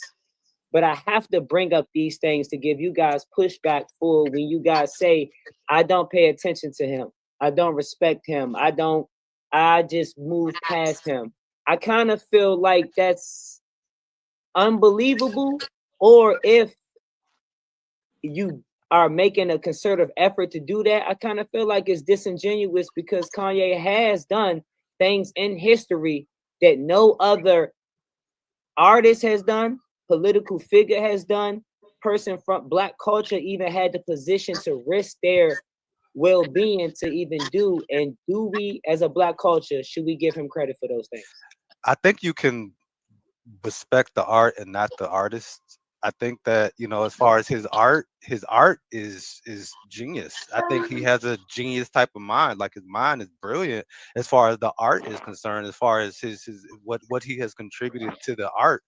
But as far as just the basics of his thoughts when it comes to uh protecting the people, protecting his people, as far as his thoughts and things of that nature, I feel like I don't quite align with, and I feel like he's off base, especially or out of touch, especially in a climate. Apartment 217, you got the or APT 217, you got the best picture right now that we're living in today. So his art is beautiful. To be honest, I feel the same way, and people always say that I feel the same way about Cosby. You know, I love the Cosby Show, but I respect the Bill Cosby for his art.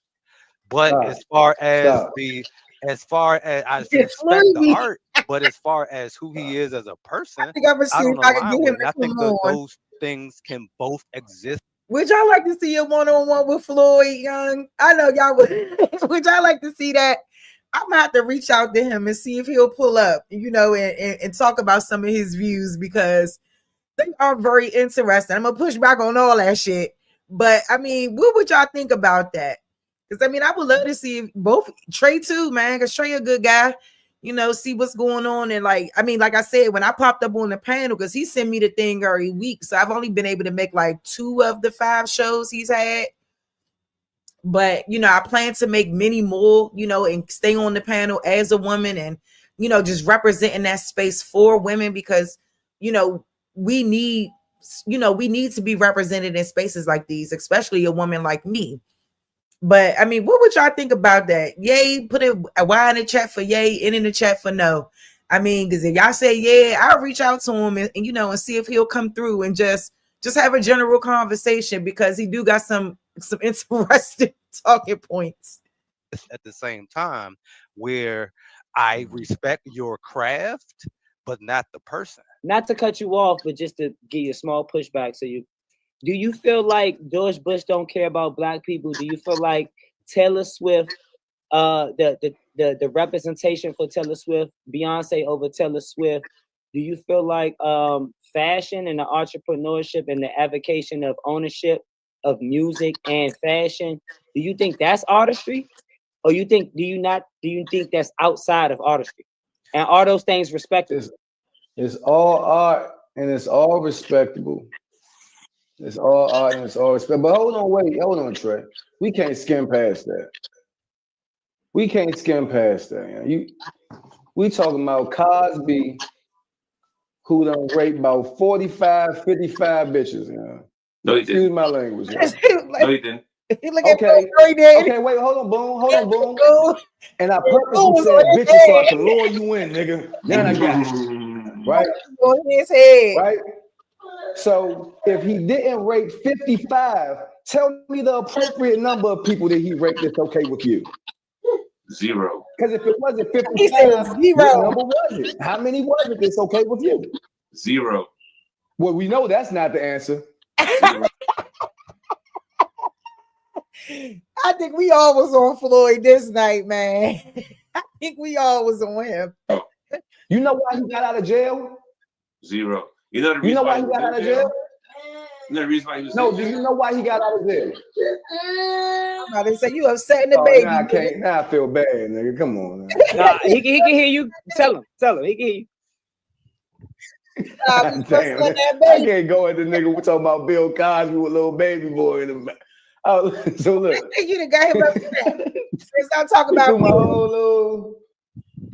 Look, the reason Bill even got out of jail was because the way they locked him up, the way they prosecuted him was a recording that they said would never come out, where he admitted that he was using drugs, giving women drugs, and then having sex with them after. He admitted this in a deposition. But was he giving them drugs because he was like giving them drugs and them accepting drugs is not the same as being drugged, though. Am I right, family? Like, let me know. Giving somebody drugs and them willingly taking drugs is not the same as being drugged. That's not the same. And and the only reason he admitted it was part of the plea deal, right? If you admit it on tape, then you won't go to jail. And the reason why he got released from jail wasn't because he was innocent. It was because the judge found that they used this tape illegally and they should have never played it in court. He admitted to doing this shit. Do you know about his house that he This owned? a fact. Little man, no. He's not little man upset. He's like, shut up. That's what he said. Little baby, like, stop. Randy, we cannot compare Bill Cosby to this nigga. That's just crazy.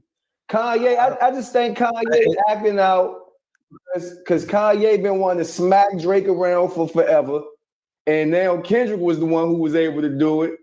And Kanye be like caught between giving Kendrick a compliment and then being like, nigga, I'm the biggest Gemini ever. And da, da, da, da. So he caught in between that, but he just want a little attention too. That's it. Kanye just want a little love too.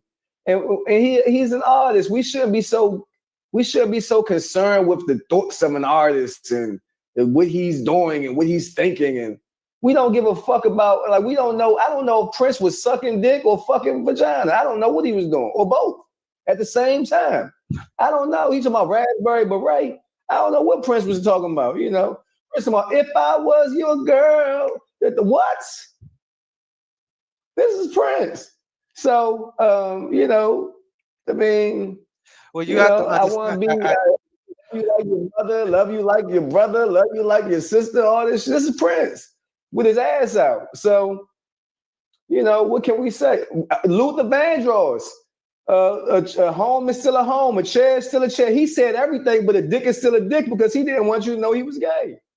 Right? Now, how far should we go idolizing people like Kendrick when Puffy, R. Kelly, Cosby, Michael Jackson, like they didn't took down everybody. So at what point don't put Mike in there? They tried to kill him too. Allegedly they did. So at what point do we stop idolizing these musicians and figure that they don't have the answers to everything? We don't idolize none of them. We don't. With Kendrick's performance, the main thing about Kendrick's performance was people was not idolizing the music. They was trying to idolize the message. It's not about idolizing you, it's just respecting the message. But it's the same way. It's the same way when we on these podcasts with you and I'm saying, man, you use your platform to create this type of environment. We talking about some substantial shit, right? That's powerful shit. You doing the same thing Kendrick's doing. You have an opportunity with your platform, and then you could be on here saying a bunch of shit that you know gonna go viral or DMV hoods and news. But instead, you're talking to the councilman about water plans and shit like that and all this other type of shit, right? You using your platform for the greater good. right? To push a message. And that's what people tilt when their head saying salute to you. It's because of that. But what I would want to ask, right? Why I ask Black people all the time from our culture? It's not a gotcha question. It's just I be wanting to understand what people identify with, what's their what education they got. So because I'm always into learning, right? So when I always ask, do you feel like you was here already based off your lineage, or do you feel like you came over on the boat, right? And then I ask people also, do you love America? Do you feel like America is your home, and do you love America or do you not?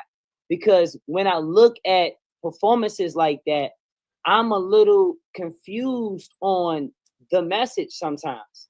On are we like, and I'm not asking for myself, I'm asking for the people, because a lot of these messages are a little colluded. And I don't know, especially with the children, it's very hard for them to understand if they are supposed to love America, or are they supposed to not love America? Are they supposed to feel like they was from here and they built this country? Or are they supposed to feel like they came over here in boats and they've been slaves forever? So when we look at performances like that, when we got Serena Williams doing crip walk, perpetuating gang violence as an athlete, when we got, it's just a fact. I'm just saying, it is what it is. We got Kendrick perpetuating. So is that not y'all? So what y'all think in the chat?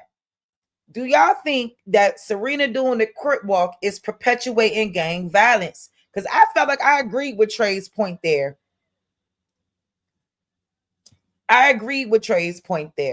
Because it is a confusing thing when we're trying to, like, especially us in this paradigm, when we saying we from America, we organic to the land, this our soul, our ancestors built this shit, and we wasn't no slaves. And then, we get a performance like that from Kendrick Lamar. So it's kind of like, what's going on here? Because I'm gonna keep it funky, because I felt like he still could have did whatever he did. I just wanted to hear the hits, no shade. I wanted to hear the hits. He could have did Poetic Justice and Money Trees. I wanted to hear all of that. I wanted to hear the hits, okay? So it's just like, to me, it was too much going on in the show for me to really I'm trying to grasp the symbolic points of it, but then on the back end, all of this is going on too. I just couldn't. Yeah, it was a lot for me, y'all. So I don't know. Maybe I'm wrong in my opinion about that, but yeah. That America and Squid Games are in cohesiveness of, like, we have no way out. We in a trap. There's no way out. This is not our home. I don't know. And then if this is not our home, I just be asking, what is our home? So when we have those type of messages, when people go against the president, I don't care if it's Biden or Trump, when people go against elected officials, when people go against the government, I have no issue with pushing back on the government, because we are the people. That's our job. We're supposed to be a bridge. We're supposed to do this thing together. But at some point, I have to ask what side. I want to know what side people are on, so I can understand the message. Everybody that's in here, man, y'all make sure y'all go to the Thesice room and y'all sub up to that platform over there that brother Trey is over there doing. I think he's doing some great things. He does like ciphers in our area, and like he do a lot of great work. And I can't really wait to go out and see him in person, and and really do some real building and connecting, because you know what I'm saying? I think what he got here is good. And, we need to really support each other. You know what I'm saying? So if y'all can, y'all find that, and y'all go ahead and y'all like and y'all subscribe to that. And y'all get into some of his content and the things he doing.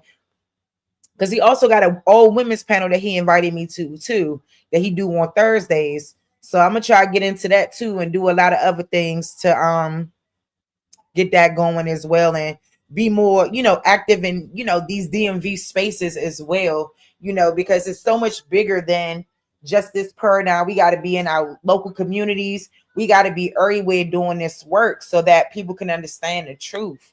So, like I said, it was just fortunate that like I said, when I hit the link and came on in, they was having that particular conversation. So I didn't know they was going to be having that conversation. He didn't even have that on his script thing that he sends out when he's doing his show. So the message didn't come off America is ours and this is our home. It came off as this isn't our home. But you missed it then, right? You missed the black skin. You missed the black skin underneath the red, white, and blue that formed the flag. You missed that part, right? You missed Sam Jackson telling them. No, the same thing, right? Beyonce could have went out there in a mini skirt. Instead, she went out there representing the Black Panthers. So you have an opportunity. Matter of fact, by the way, Super Bowl not paying them shit. This is what people be missing. You want me to come up there, Joan, and tap dance for you? They not paying me shit. This is my chance to do my thing. Now, when you see Usher go up there and hit, it's 7 o'clock on the dot. Well, Usher ain't had a hit song in 15 years, nigga. So I need to generate some more sales and income, right? And that's not a bad thing. Kendrick had a certain message he wanted to prove. It's not about gang culture. Do you know what Crip mean? Community revolution and progress. Do you know what that was all about? Do you know the Crips was started by a bunch of guys that came from the Panther Revolution? How can you turn around and say that? And if you wearing they colors, they on your tail, or like I said, it's not. It could mean all of that, but that ain't being perpetuated in real life. Like, we got to be real about certain shit. Shit. This shit ain't about no fuck what the white man told you this was about. Hey, and bro, by the way, we damn sure know what we damn sure know what shit started and what shit is two totally different things, bro. I don't know that, because what I saw at the pop-out concert, is people that might have. And just so y'all know, I haven't even watched this episode all the way back yet. So this is really like outside of the little clip I showed on Supreme Chief Holiday channel. I didn't get a chance to really watch this back yet. So, it's good that we all doing it together because, I mean, obviously I want to get better at, doing this as well and being able to publicly speak and, articulate my thoughts in a way that is understood, whether somebody agree with it or not. Had a situation in their past, put issues behind each other and stand in solidarity in front of the whole world watching, right? And so I know that this narrative will be pushed. But if we're going to do that, we can do that in every aspect of this American civilization. We learned this culture, that gangster shit from them. We taught them civilization across the globe. You can look at when the Moors went over there in Europe. You can look at when the Moors introduced themselves in Asia. You can look at the influence that blacks have had every time we've entered a demographic location across the globe. We gave them culture everywhere. They the ones that gave us all that wild, wild west, shoot 'em up, gangster shit. We learned that from these crackers. We learned that from. You see how I made that face? Goodfellas. We learned that from Godfather. We learned that from Scarface. So that's a fact. I'm just saying, if I felt like you felt, would I still crip walk on the Super Bowl stage? Yes. If I felt like I learned this from them, I'ma still do that.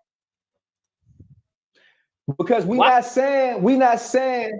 I'm telling you, we not saying the crip walk came from some white man, right? We saying that the whole ideology of the gangsterism, right? We learned that from American culture. We learned that from this shit that we was taught. Wasn't no black people in them movies, right? And so when you start to think about Al Capone, all that shit, we talking about the 20s and the 30s and the 40s. Well, look at what blacks was doing in the 20s, 30s, and 40s.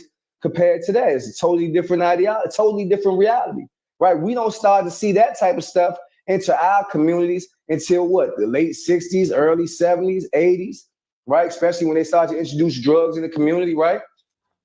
We know what happens as far as the CIA's involvement, FBI's involvement, and actually introducing these drugs inside the community, right? With government agents and all that type of shit, infiltrating Black Panther Party, infiltrating the SCLC, the NAACP. We know about all of this shit. We know about COINTELPRO. So we know that the FBI was actively infiltrating these organizations and creating divisiveness. Why we support artists that uses the biggest stage to perpetuate beef, gang violence? And when you brought up Usher and saying Usher ain't have a hit in days, so he performed the hits that was catered to the fans, right?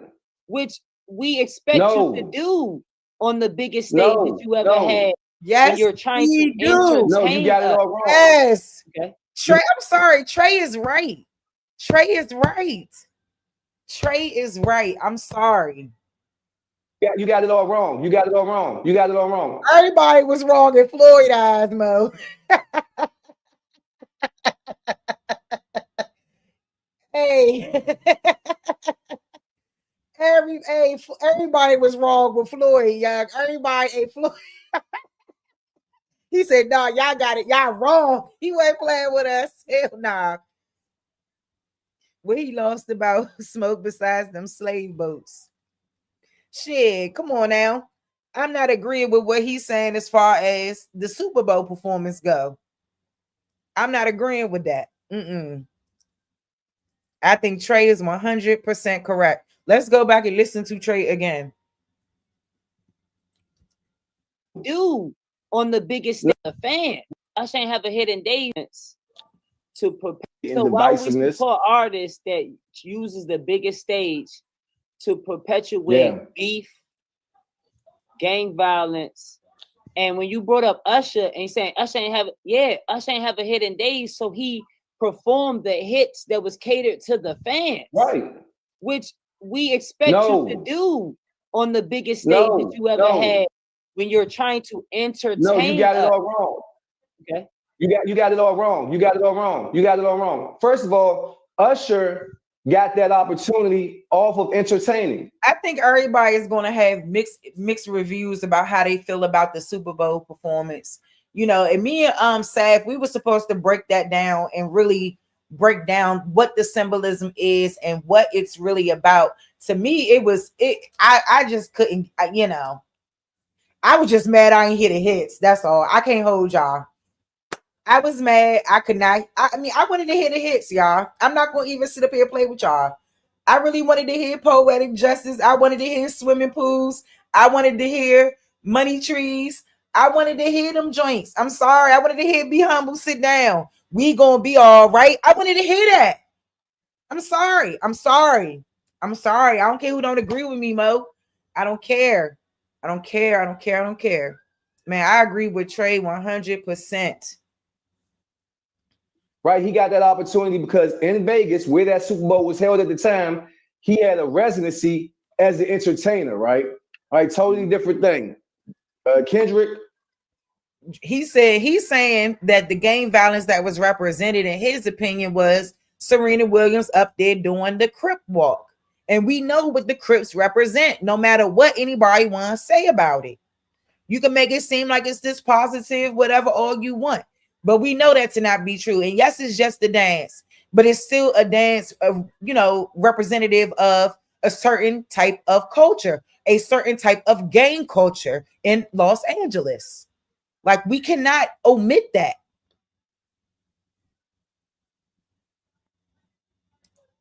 Using his art form for revolutionary purposes, Usher has a residency at a hotel in Vegas, right? And so I agree, Gigi. But at the same time, we allowed the infiltration to go on, and we've perpetuated that shit. So it's like when people see that on a big screen, people is not saying the acronym for Crips. No one's repeating that acronym. And the only thing that they've done in the community, and this is no shade, is destroy it and kill people. Like, we got to be real. But I feel you, sis. I hear what you're saying. And I hear what everybody's saying about this shit. No, but Gigi, come on, sis. That's not the same thing, and you know it. That's not the same thing, and you know it. Come on, that's not the same thing. That's not the same. Like, literally, the Crip Walk is not a separate dance from the Crip movement. It's not a separate dance from the Crips themselves. Am I wrong about this? Because I could be wrong about this, y'all.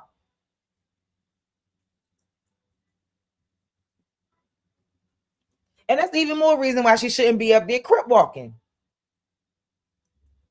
Like, if it was a dance separated from the actual perpetuated gang situation, then I could understand. But it's not separate. And yeah, I like, if I'm making up a dance, like, my dance is not going to be representative of anything gang related. You know what I'm saying? I hear y'all though. I hear y'all though, and that's why I understand both sides of it. But I also like, I mean, in this case, I kind of understood it more from Trey's perspective.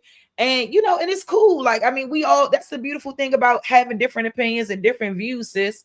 All of us, we ain't gonna always agree on everything. You know what I'm saying? And that's what this is about, you know, so we can get understanding. And if we don't understand what's going on, you know what I'm saying, we get a better understanding of it. And, you know, we can alter our mindset accordingly. So, I mean, because when I think about the crib walk, I don't think it's just a dance. I know exactly what it represents. So I'm not thinking like that. And I'm sorry about Serena Williams' sister, because that's sad. And a lot of us have lost people to that type of violence and negativity. No, we know, I know it's a dance, but y'all not gonna make it seem like it's just a dance, because we all know that's not true. See, that's where, yeah, you know, y'all just got to be honest right there, because you know, we may, hey, look, we still family.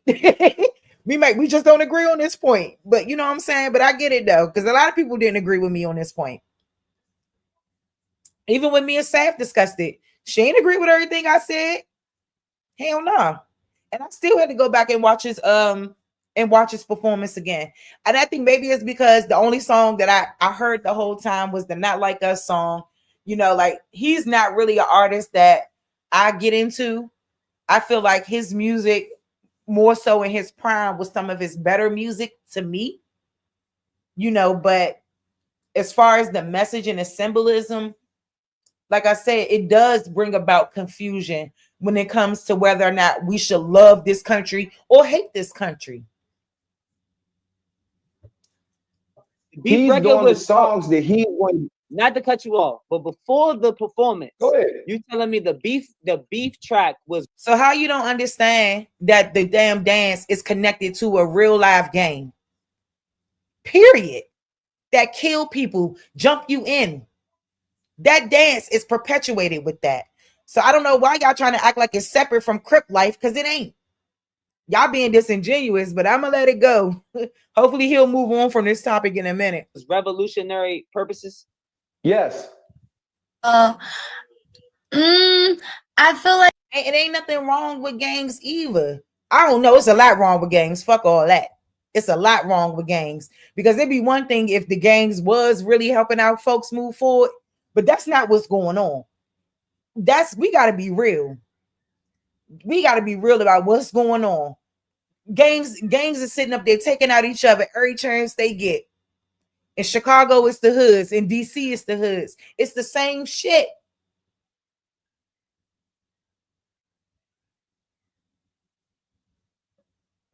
What's his name? And I might need to do a build on him one day. What's his name from the Crips, who they executed? Stanley Tookie Williams, when he wrote all these children's books and things like that.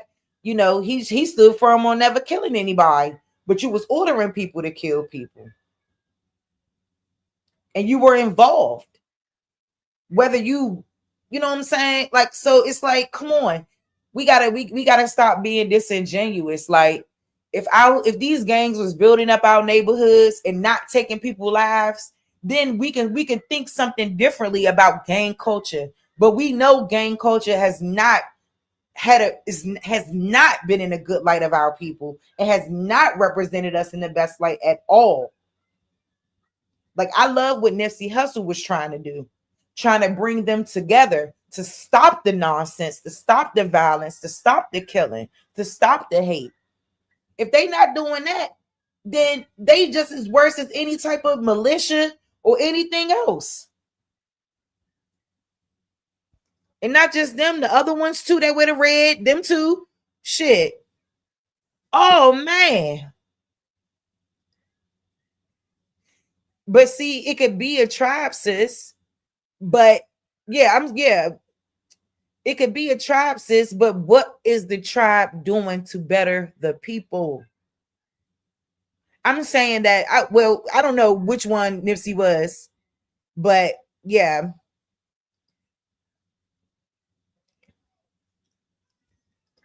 Peace to Chief Steve. Peace to Chief Steve. Y'all make sure y'all go and like, share, subscribe to Chief Steve. He keep the content coming for y'all and keep it coming for y'all. So his comment says, Halito sis, Cali native. The walk is tied to the gang culture out here. It became popular internationally in the 2000s. So he validated my point. The walk is tied to the gang culture. It is. So y'all guys stop with all that. To me, Crip walking is just another dance fade. I'm dead. Nipsey was a Crip. Now I'm saying I understand, but see, Nipsey wanted to unify Bloods and Crips, and that was representative in his video.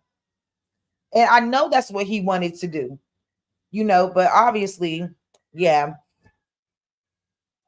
But we could build on this for sure. Because I think that'll be every Crip walk is different depending on the set, hood, and family. Now, there's somebody from California. This is someone from California. So, yeah. People that did the camel walk, did they did they grow two humps on them back? Come on, why you not being fair, APT? Come on. You not being fair, bro. But we gonna I want to move on from it. But you know, that's just my opinion. You know what I'm saying? Like we not all supposed to agree. That's what's so beautiful about it. And we all need to get that understanding and come into it because that's what this is about. You know what I'm saying? Like even us finding who we are, coming back into the fold, we can't tolerate shit like that. If we're trying to get back to our land and get back to our roots, we can't tolerate people ravaging and pillaging this motherfucker and taking each other out, especially our people. That can't be happening, bro. Sis, family.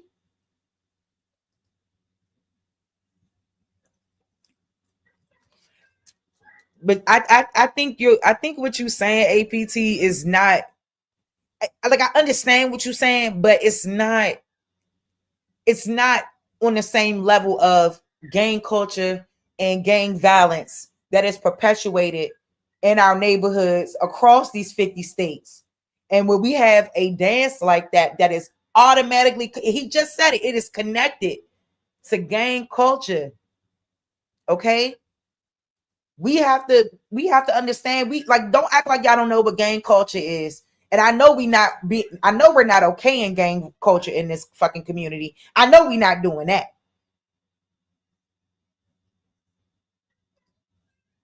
That's what I'm trying to tell you. That's how it started before the Bloods was invented. The Crips were originally started as a club to protect our communities from skinheads during the redlining era. Okay, so I'm gonna leave that comment on the screen. Like it could have been put into context because I have mentioned I was disappointed with the diss track because of his level of understanding and then just understanding a big picture of things. Like we're really playing chess out here. We're not playing checkers on these mediocre little issues or even specific people. Like even when I would listen to the song, I would tell people don't listen to it like it's just for Drake. That's for people like Drake and similar characteristics. If you don't rock with it, you don't rock with it across the board. Don't just say it because of quote unquote things with Drake. So it's just like I feel like that should have been put into context with all of the things that you were saying. Those are very good points to be made. But it wasn't so much put into context in that way But initially. this is battle and rap, I feel Z. like with his halftime. Yes, that's Z, y'all. That's Z. I think Z from California, actually. Yep, I think Z is from California. He did, I feel like in my eyes, I feel like he did a mild redemption because he did use that platform as an opportunity to drop some gems and those moments in his little interlog moments. But like overall, and the music going back, like you said, revolutionary work, like he was really doing that in his music prior to. I really do feel like with the tracks that came out, he kind of did derail from the big purpose of what he was going towards, his mission of his music and the messages. Like he was never the one to drop names. Pull up, drank, headshot, drank. You talking about fucking problems? I'm not gonna lie. I just want to. No, I'm telling you, like, you know, it's mad songs like fucking problem. So when you and really have to break down his music, honestly. It's, so when you break down the music, it's actually talking about those things being continued. I can't say that word right now. Being continued. Yes, that word within his environment. Like that's what he was seeing, and he was just in his music. When you listen to it, it's kind of like I had learned about this theory about like how you can't just take one piece to like understand the whole masterpiece. So like when you listen to the whole music, the albums, it like creates a whole picture of what he's actually trying to get across. But like it's always a message in what he's saying, and it's never directed towards a specific person. It's towards a specific trait, a specific issue, a specific and then he does reference like people and his family and his friends and stuff, but like my nerves. That's not true. He ain't agree with none of us this night. I'm telling you. He's talking about real life stuff in his music, other than like what? What? When he's saying shut up, bitch, be humble, he's talking to Big Sean. He's not talking to the generation in general. He's telling Sean, using his ad-libs, to shut up, bitch, and be humble, right? This is a direct shot to Big Sean, because Big Sean was talking big shit out of the Control verse. This is, we are like rappers, all his hit records, all his hit records and his hit verses is attacking other black men. That's what you saying, Floyd? Are you saying all Kendrick's hit verses and hit records are attacking other black men? We shoot in proximity. Here's the thing. I'm not saying this we right talking or wrong. about. Hold on, wait. Like when we talking about context, Shakespeare don't give you footnotes, nigga. You gotta read Shakespeare a couple times. Me and my girlfriend, Tupac doesn't come at the end of the song and says, and just in case you didn't know, this song about my gun and this about my. No, nigga. This is Kendrick didn't come at the end of Gloria and say, oh, this song is just an analogy. No, that's what art is about.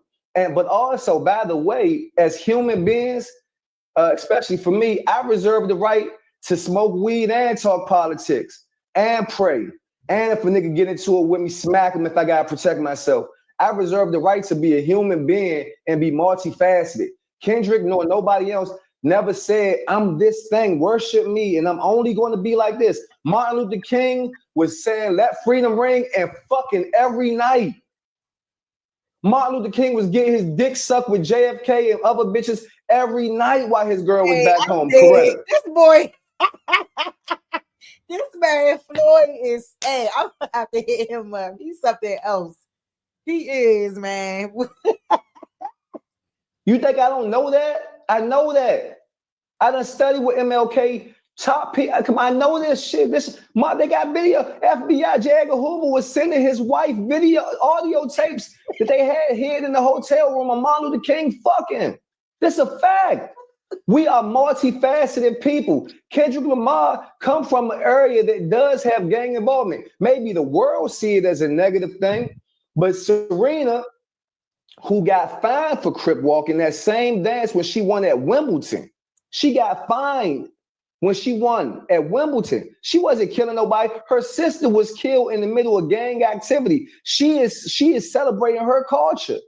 She elevating it, and she taking whatever negative connotation and she twisting it around on his head, and she making it something beautiful, right? She paying tribute and homage. This thing that we do, when you look at the people back in Africa and all these other places, black people all over the world, we travel people. This is how we express ourselves.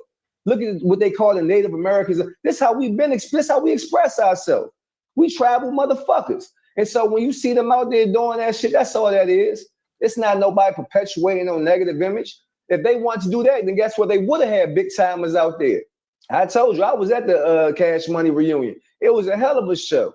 It was amazing, but this was something bigger than that. And so, yeah, Kendrick could have went out there, did his hits, and not got none of the money. I mean, he got a little bit, but he went out there and chose to do something different. And we got to respect that. I mean, everybody got their choice. Everybody got their choice. I mean, you know, you just got to respect each other. He didn't get paid $1 for it. As far as we, who is we? Do we got to respect that? Do the people that came for entertainment gotta respect that? Do the people that don't identify with what he's saying gotta respect that? Yes, Are we all because entitled to our opinion in this culture? Because we know we're not a monolith. Everybody got their opinion, but the 134 million people that was watching, they was watching to see if he was going to do Not Like Us. They wasn't watching to hear him do Pour Up Drink, my nigga. That's a They lie. wasn't, them 134 million people. I don't believe that. I don't believe that. I don't believe that people see. I don't believe that. Because I know I was sitting there like, dang, he gonna put. It's okay what he doing, but I want to hear the hits too. I mean, I do think people wanted to hear the hits. I honestly believe that. Y'all heard the little boy cussing that said they was sicing it up like the people was in the audience the whole time. He said it was silent in that stadium. So you got to look at that. You know what I mean? Like, it's the entertainment halftime show. And people are looking to be entertained. You can still have your message and still entertain people. If that's your job. Or I don't know. Like I said, it's okay. I mean, we're gonna have to really have a deep ass panel about this and really discuss this, because like this about to end in a minute, but this was some good conversation that we were over there having, because like I know what those folks have done to infiltrate our cultures, but see, we ain't never done enough. We ain't nobody told us we had to make these decisions and do these things. We make these choices. So who's going to be held accountable for the choices that was made, for all the lives that was lost, and all of that? Like we that easily influenced? We're that easily to come in and to be infiltrated? It's that easy? Or is we gonna think for ourselves for once? That's all I'm saying. Wasn't watching to see if he was going to do money trees or some shit like that. And I was. Fuck you mean? I was. I'm sorry. I have to keep it real. I have to keep it real. I sat my daughter down, made her watch it and everything. Like, I did want to see. Yeah, I wanted to see. I wanted to hear. I love what he did. I get what he was doing. I wouldn't even say I loved it for real, because I felt like it was a little mid. I'm not gonna lie. And I understand the symbolism point. I do. But come on now. Like, Beyonce made the message clear as day, and we still got the hits. So they wanted to see if he was going to look in the camera and say, "Hey, mind, nigga." They wanted to see if Kendrick was going to let his nut hang. Is that a good thing? But is that a good thing? Because when we talk about freedom of speech, he didn't have a whole lot of freedom of speech on that stage. So when we talk about Kanye on Twitter, where they letting people promote porn, and when we talk about the Super Bowl, where he can't even say bitch. I mean, maybe it's because I wasn't really familiar with this body of work that he came out with this time around, because when I started to have conversations with other people, they was like, nah, Sharice, he was performing shit off the album. They say you should go and listen to the album because the album is really good. That's what my folks told me. But I never listened to the album. The only song I kept hearing was the Not Like Us stuff. I didn't even know there was an album put out. So when he was performing some of this stuff, I mean, I couldn't identify with it, but I did off the break. I got the red, white, and blue. I got the flag. I got all of that off the rip. Sam Jackson being Uncle Sam, I got that off the rip. I understood that off the rip. But to me, it just did not, I don't know, it just didn't draw me in like I thought it would. And, I think that including the hits probably would have helped with that. And I think that that's okay. You know what I mean? I do think people want to be entertained when they're watching a halftime show. I think that you can save, I mean, like I said, you can do both. I just think that this opportunity, while the message got out there, I just think it was kind of mid in the sense of that, and that it was kind of missed for me, y'all. I don't know.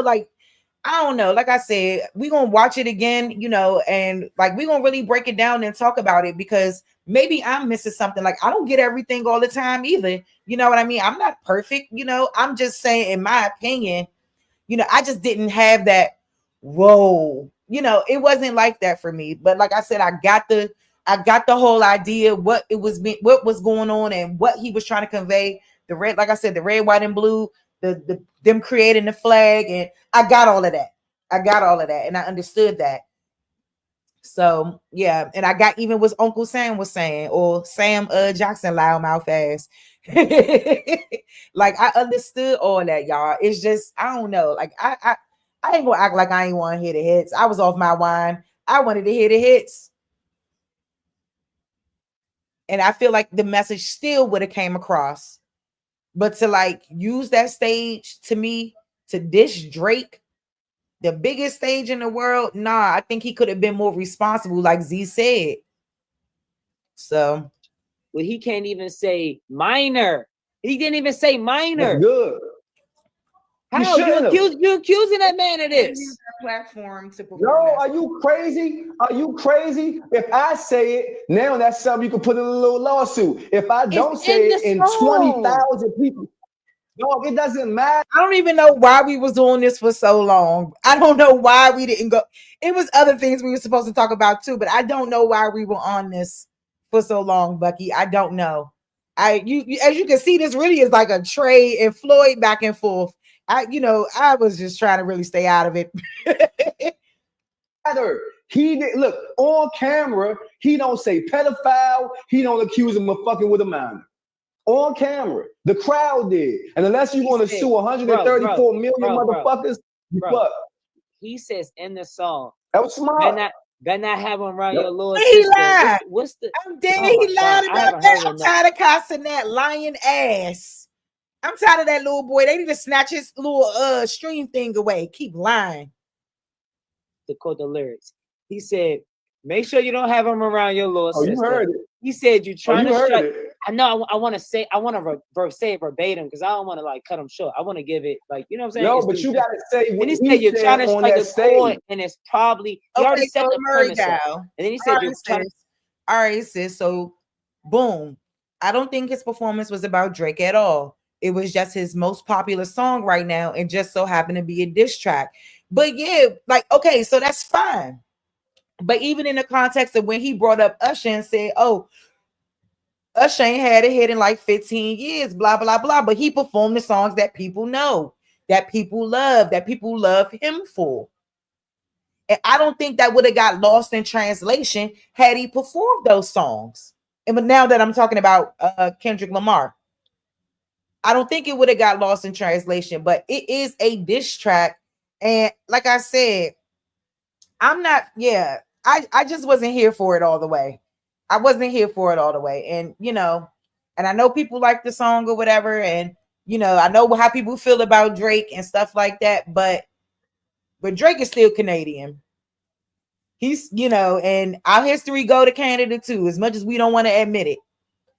And it's just, I don't know how to look at it. I don't know, man. I don't know. I just think that platform was too big for that. But that's my opinion. That's everybody is supposed to have their own opinion. That's what this is about. Period. We ain't gonna, you know what I'm saying? We all agree that we organic to the land. We all agree to that. So trying to strike a chord, and it's probably a what? The chain with the A was a what? The crowd did it. The crowd said it. Floyd, the song was created before the crowd was ever created. Floyd. The song was created before the crowd was ever created. It don't matter. I'm not saying it's right or wrong. Drake don't have a leg to stand on. I'm just saying, is that positive personally? I'm just saying for our culture. We come from Biggie and Tupac. We come from Ja Rule and 50. We come from... He ain't got to perform the same songs every time. Like, this nigga performed the damn song 5 times in a row at a concert in California. So why? I mean, we heard the song for the last 8-9 months. Come on now, y'all gotta be. Y'all not. It's cool though, y'all. I understand, but y'all. I think I don't know. I'm sensing some disingenuousness. Because I'm telling y'all, man. I'm telling y'all, the Super Bowl stage is for that. Usher got many moons of hits. He got a hits now that y'all don't want to give him credit for. In recent decades. Like, I don't, you know what I'm saying? I don't know. Like I said, the message still could be there, but I did want to hit Money Trees and Pour Up Drink and Poetic Justice, because that could have been a moment for Janet Jackson to hit the stage and come back after what the Super Bowl done did to her. I just think it's just a lot of ways that could have been done. Like, and he still could have incorporated the same message. Like, I think I was just lost because I didn't hear the album, and maybe that's my fault that I didn't hear the album. But you know, it is what it is. I don't know why we stayed on this for so long. We come from hip hop, King Von's. I mean, this shit is going on and on and on. Is that popular? Is that like? Is that? We need a shift. We need a shift. Like, I keep hearing the same statement of what's been continuing. We need a shift. This the shift. We need a shift. This is the shift. And I was kind of pissed off that, like, with that shift, he didn't go in the way he, even if he wanted to do a diss, I really feel like he could have did a better job than what he did. Like, period. I think he could do better because of what he knows and his understanding. He likes to say that he understands. I really feel like he could have took a better stance. We really do need to make a shift. I feel like it's joining into what's kind of already out with a little elevated twist. And I feel like we need more. That's all I'm saying. We need more. We need more. In that age when all our stars are getting locked up for pedophilia and rape, the hit song in our culture that we want to push is a black man energy, a legend that another black man is a pedophile. Yes. Yeah, I really did need, like, I really did need some of that though by Kendrick. I'm not gonna lie. I really did need some of that. I needed that in my life, especially that We Gonna Be All Right song. It's a lot of songs. He got stuff that he could have really incorporated into this performance. And the same point would have been captured, I believe. I just think that everybody waiting for Not Like Us when we done heard the same song 1,000 times. My sister know the damn song from top to bottom. Okay? My damn child know the song.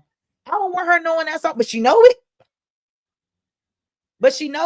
So was the Super Bowl performance not one of his shows, Bucky? Come on, y'all not being fair. The Super Bowl is a show. It's a big show at that. Because there is millions of people who haven't heard some of these other songs, like, or even have heard some of his older hits either. It's the Super Bowl main stage where even Lucky came in with Lucky comment. Lucky said, damn, Lucky shit all the way up at the top. Oh, here you go. There you go. It was the most watched halftime show ever. The most watched halftime show. So it's like, you know, I mean, yeah, I don't know, y'all. Like I said, we gonna have to get into that joint because I didn't even realize we was on this conversation for as long as we was. Because there's still a few more things I want to show, and then I'm gonna go ahead and open the panel for, you know, for a few of y'all who might want to come up and get your commentary. I would love to hear it. You know what I'm saying? But this is just, like I said, it's a lot of ways that we could look at this whole thing, parts of it, whatever, you know what I mean? Like, and shout out to Kendrick Lamar and shout out to everybody, you know what I mean? But mainly shout out to that brother, like, at the end of the day. So, like, I don't have nothing personal against him. I think he had a lot of great music that I really enjoyed listening to. But like I said, this particular beef and all of that, like, I really wasn't interested in it for real. I'm not gonna lie. I wasn't interested. So, you know, it's okay. You know what I mean? Like, I get why he was dissing Drake. I get why a lot of people is dissing Drake now. You know what I mean? But we do have to stop perpetuating that shit and vibrate on a higher level. We have to. Screaming that is not what we need to be doing. The context ain't proper, bro. In my opinion, the context is not proper for us to grow. It is. For us to grow. It is. You know, okay, you just said something right. Our culture and our artists and our people, and he used that platform for that. And like, that is not cute to me in any way, shape, or capacity. He had a song that he could have performed. Y'all crazy as shit. songs that he could have performed that he did not have to perpetuate. He made his moment about Drake. And that's stupid to me. That's stupid to me. Come on. What's your name, Sharice? That's my name. Your name's Sharice? So look, right, Sharice? You got to go watch. Now, I hear you. You real smart. You got to go watch it again. Like, so he don't really even touch on Drake shit, pause, until midway to the end. The rest of that shit was more or less directed towards Trump, towards America, right? And so by the time you get to the Drake shit, here's the thing. Trey said something that was tight, and I gotta salute my hat because you just said something that made me think of it. He said, for us to grow.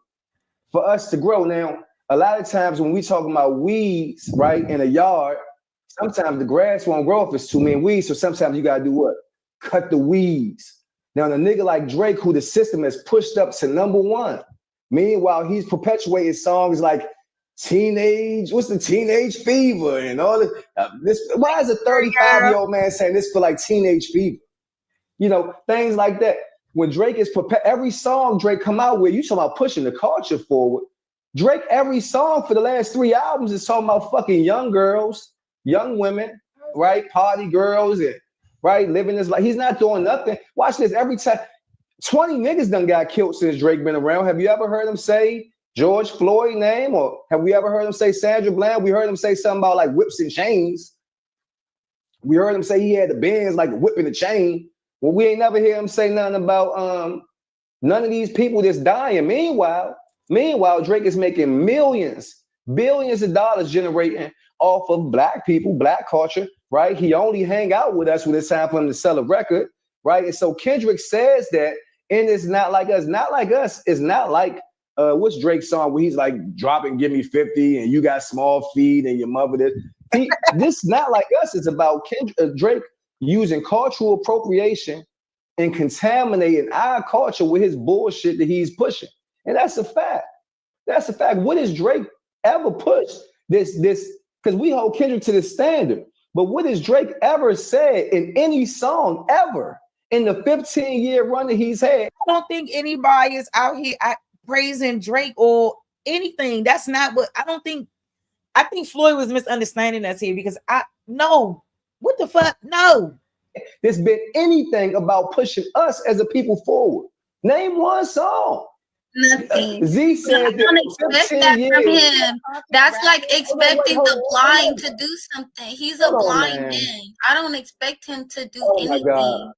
Like that's a wild. That's like I don't expect nothing like that to come out of his mouth. So I would never like if it came out, I'd be like, whoa, who did he talk to? What influenced him? Where did this come from? Like I love to see it, but he don't have it. But Kendrick do. That's why I was like, I expect more because he already created a like a basis of being able to have that. So you listen to Kendrick. Yeah. You listen to Kendrick, right? Yeah. So then you heard the last album where he has a song where he says, "I am not your leader." The whole song he just keeps repeating, "I am not your leader. I'm not your God. I'm not on this pedestal." You said he was some good guy who didn't have no faults. Every album, Kendrick telling you, "I'm fucked up. I got PTSD. I think that we should all do our best when we're put on certain platforms. Y'all. It was hard for me to talk because with Floyd talking, bro, it's hard to get in there. So like, and that's why I'm like watching this back too, because like I got to make sure I find better ways to get in there and get my point made as well. Like, cause she was hype, you know what I'm saying? Like Randy over there just quiet. I don't know where Boone dropped off to, but I mean, I think y'all missed the good part of this conversation. But like, it actually it kind of segue into this somehow. But I'm probably gonna wrap this up in a little bit. Have time, energy, space to be taking advantage of platforms that we have. We need to be pushing. I personally feel like that. So like when I step out, I know when I'm with my people, I can let loose and say whatever the hell I say. But on other platforms or in other spaces, when I know other ears are listening and able to be hearing what I'm saying, I make sure I say something of substance on a different level. And that's just point blank, period. And I just feel like for him, I just expected more off of that because of how I carry myself. I don't expect nothing more from the next person than I expect of myself. And I don't follow him like he's a leader, and I don't follow no man like he's a damn leader, because everybody's slipping and sliding out here. But I can acknowledge when somebody really doing the footwork, and like I can give him his cool points for like certain aspects, but overall there's certain things that we do not need to be repeating. And then as far as like energy, like I really think about the power of our words and the tongue, and like repeating things. We do not need to be repeating things like that. Like I think about like growing up, my mom used to listen to a lot of older music, and that music has so much substance in it, from the rap to the anything we turned on, it has something, a substance of it. And I'm just like, we need more of that and less of what's already out. Like, yeah, he needed to go ahead and say his shit, but he could have said it. I really feel like he could have did it a better way because of his talent. I'm not trying to take from him at all. But like, I just think he could have did more. First of all, I felt like the whole performance was mid. I don't care. Like, I'm going to stand on that. That performance was dry. It did not do anything for me. Mic was low. When I think about the Super Bowl, I do want to be entertained. Like, I don't think all the time we got to make everything about social justice issues all the time. Like, it just is what it is. I felt like even if he is going to use the platform to do that, I think that there's a way to do that. And then like, if you're giving this pro-black message and then you're out here talking about, say Drake, I hear you lucky young, that shit is dumb. There's no reason why you're out there doing that. Like, seriously, like, we got to really think about the things that we are perpetuating and the things that we are allowing that we're saying it's okay to do, because that's the biggest platform in the world and everybody saw it. And to me, that it was just mid. Yeah. I was not feeling none of that at all. And like, has Kendrick ever been to Cell Block 1? How he know Drake could survive Cell Block 1 if he ain't never been? Oh, man. I mean, I think that's for sexual predators. Okay. I think that's for sexual deviants, though. Okay, so he wouldn't be there. Yeah. Not even. I think this was this. I think when we recorded this, y'all, I think this was right after it happened. So I think this was like right after the Super Bowl. But yeah, I don't know what her shirt say. Hold up. I don't think that's. I just feel like we bought into hit him up because at that time it say I don't care. Her shirt just say I don't care. It was way less social media, and we bought into Pac really being a thug and not being an actor and an artist and coming up with you know what I'm saying, revolutionary backgrounds. And I don't think majority, especially people from my age, we didn't know that shit, bro. Like a lot of people from my age, niggas ain't know that shit, man. That nigga died in 95, man. You got it wrong. He don't play. He do not play. All right, y'all. So let me go ahead, because I think we stayed on this for too long. So I just want to go and share some other things that was circling around on social media that I felt was interesting. So we're going to start here. I hope y'all can hear this real good. You're starting to realize that. Listen to what this joke is saying. All y'all in here that are commenting, I screenshot. I have a secondary person there in the other room. They screenshot all your accounts. So we put you on a watch list. Africans, listen up. And those of you in America who are still holding on to the Caucasoids version of our history that we came from Africa, y'all need to listen up too, because y'all still asleep. You're caught up in the matrix. All y'all in here that are commenting, I screenshot. I have a secondary person there in the other room. They screenshot all your accounts. So we put you on a watch list because you're waking up. You're starting to wake up. You're starting to realize that you're the original Americans, and we can't be having that. So whoa, that's why I put a lot of y'all leaders in jail and stuff. Whoa, listen to this Native American. For SEXUAL ABUSCE of MINORS. Catch them. You know, we plant fake evidence on them. You know, a lot of y'all leaders that first started out in the 2019s and 2020s and 21s are now sitting in federal and state penitentiaries because they don't know how to keep their hands off a little KIDS. If you think he's lying, then think about Polite and Rashad Jamal. Weren't they locked up for that very reason? He said they'd plant evidence on them. The U.S. government sent them to schools to learn how to be us. At the same time, they were removing our people from our land, and they were stealing it from us. They also started to decimate our towns, to bomb them, to flood them, and destroy all of the artifacts and evidence of who we are as a people, and name them the natives of America, and naming us Africans at the same time. Here's another photo. I'm sorry I don't got that big, y'all. Them removing us from our land in America was headed by then President Andrew Jackson, and it was the Indian Removal Act. Yes, we, the Indians, that they named us the Indians. But again, we had rich tribes, many different tribes and languages. I'm going to go through the different removals very quickly. That was the Choctaw. This is the Seminole removal. Here's the Creek removal. And guess who had a part in destroying our towns, destroying our identity, and removing us? It was the, yeah. And essentially robbing us of our actual true identity. This is where the Trail of Tears comes in. Our people who refused to go to Oklahoma as they told us to were told that they were going to be renamed NEGROs. And those who did not want to be named NEGROs, they took the trek to Oklahoma, a lot of them being left to their demise by their government. Now what, Pan-Africans? Huh? Do you really believe that we still come from Africa? Huh? It was a ruse. It was a game that they've been playing with us. Stop coming for us. We know who we are. We don't need any of you people to tell us who we are. We know who we are, and we are not Africans, period. We are the Tamaricans, the Amarukans, the original people of the Americas. Starting to wake up. That's funny, Lucas. You're starting to realize that you're the original Americans, and we can't be having that.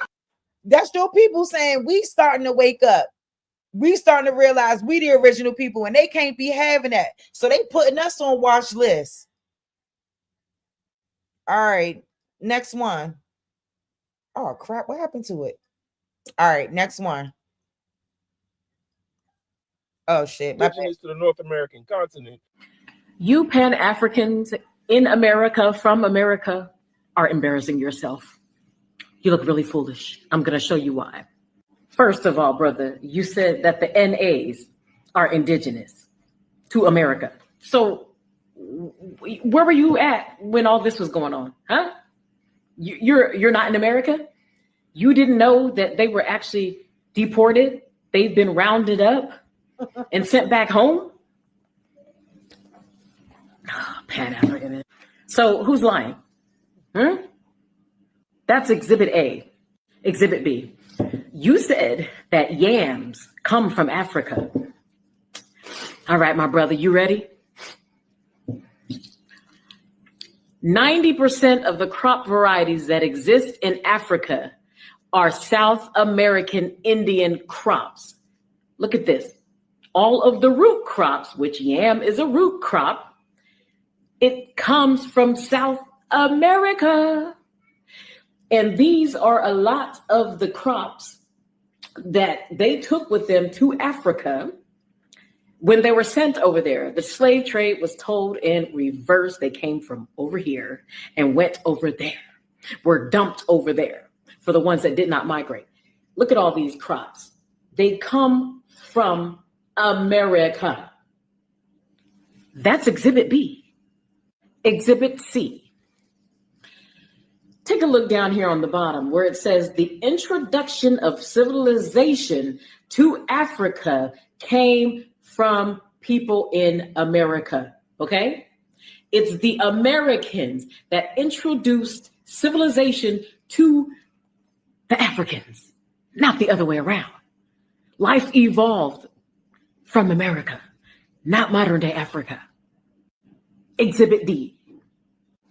The original inhabitants of the Americas were of a Negroid stock, not a Mongolian stock. You ready for E? Exhibit. People who look like us were all over the earth, okay? Including the Australians, including us in the Americas, including people on the African continent, including people everywhere. Before the Anglo-Saxons, the Caucasoids, whatever you want to call them, came out of the Caucasoid Mountains and were civilized by people who looked like us. Yes, we were actually everywhere all over the earth. You need to pick up a book and read it. Not only you, but all these other Pan-Africans. Because I have one thing for you Pan-Africans. Put $1 million on the table, and with all these mass deportations going on, let's see where they deport us. If that's where we're from, modern day Africa. Let's see exactly where they're going to deport us to. And then you mentioned about the languages and stuff like that, and it's been wiped out in America and everything. Okay, so what languages do you speak of any of the African languages? There's many. In one country, there are a plethora of languages. So which one do you speak, my brother, my American brother? None, exactly. So let's see if we're deported, okay? And then we'll talk after that. So y'all, you Pan-Africans, get your money ready, because I'm fixing to take a meal from you. Wake up. Yeah, she bomb. She bomb. All right, here we go. And of course, my favorite clip. I believe you came from Africa. Some of us did come from Africa. I don't mind y'all that came from Africa being here. I just want y'all to get the fuck out the way while we claiming our shit. You can go be as unapologetically African as you want to. You can take your ass back to Africa if you want to. Just while these motherfucking natives, organic to the land, Mississippi clay dirt, Louisiana bayou, second line marching motherfuckers is getting their shit back.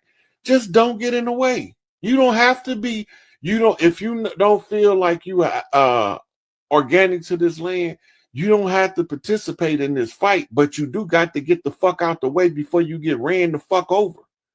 It's not personal. This is just a family matter that the family is handling with all of the parts of the family being involved. We don't see nobody different until they prove themselves to be different. When you prove yourself to be different, now you're going to get treated different with indifference. So the difference that you're going to be treated with is the indifference to the difference that you act with. I mean that you're going to get exactly what the fuck you earn fucking with these clans over here. Some of you motherfuckers deserve to get scalped. Some of you motherfuckers deserve to be skinned alive, packed with motherfucking salt, with alcohol thrown on your motherfucking festering, salt burning ass, and set on fucking fire to run down the street. God damn right. Woo. All right, and this one more from the good brother Jar Bricks. Oh shit. You that you're an African descendant of a slave wants you to be a systematic slave for the rest of your life. This is what the Supreme Court says about Africans. They, slaves, and their descendants are not included and are not intended to be included under the word citizen in the Constitution. They have no rights which a white man is bound to respect. And here's what it says about Indians. Africans are unlike the Indian race, who, although they were uncivilized, they were yet a free and independent people governed by their own laws. See, they don't want you to be an aboriginal of this land, because then you could start operating based off your own laws and not under the white dominion laws. So if you wonder why we've been identifying as Pan-Africans for so long and never getting any real progress, it's because they benefit from us believing we came from somewhere else. And they don't benefit from you being an aboriginal Indians of this land.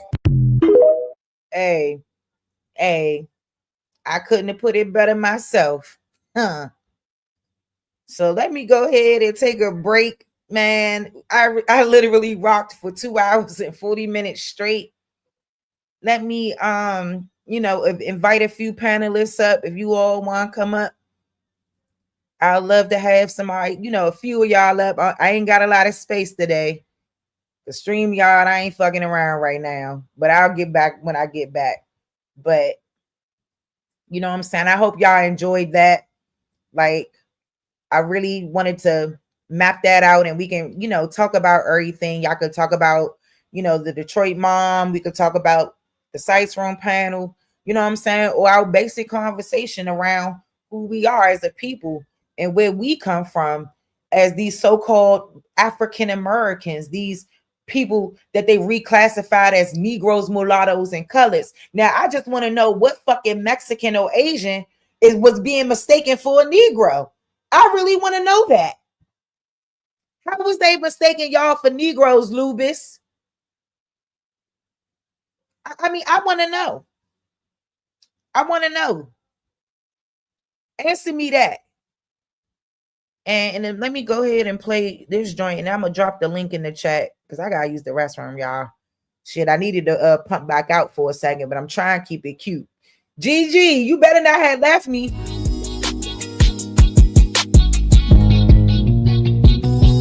Say I'm hustling and I'm grinding. I'm making moves with my money on my mind, and I can't fall short. Always keep it thousand, slow mo. Say I'm hustling and I'm grinding. I'm making moves with my money on my mind, and I can't fall short. Always keep it thousand, slow mo.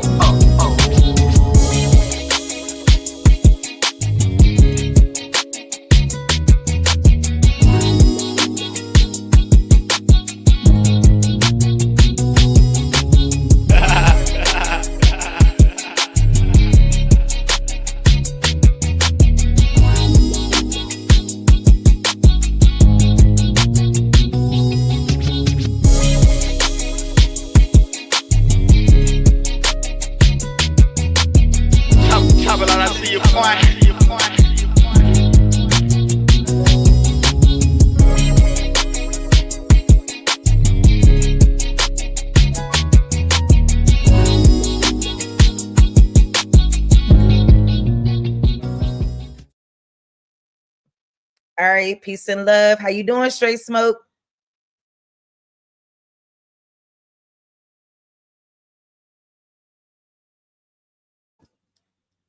Straight Smoke. Maybe he ain't right there for a second. Straight Smoke.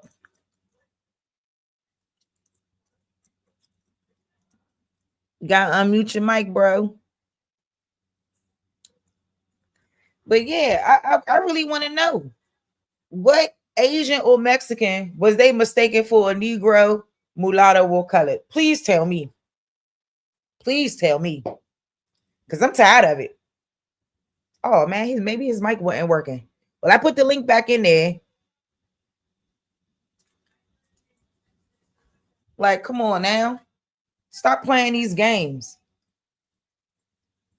Y'all keep playing games. Like, come on now. Answer me that crap. When y'all can answer that question, you let me know. Because y'all don't look nothing like us. They ain't got no reason to mistake y'all for a Negro, mulatto, or a colored. No, they don't. And for y'all to sit over there and perpetuate that lie is insane. Yeah, I know ain't no, and I bet nobody, I know ain't no Native American gonna answer that question. Because y'all look like Asians up there. Y'all look like Mexicans. Respectfully, though. Y'all look white. Respectfully. All right, Straight Smoke. I'm dropping it one more time because if not, I'm going to go ahead and close it out.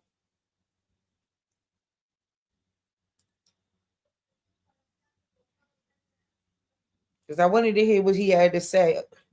Oh, okay. Uh-oh. Shout out to the brother Christopher Craig. Peace to you, family. Peace, sis. How you doing?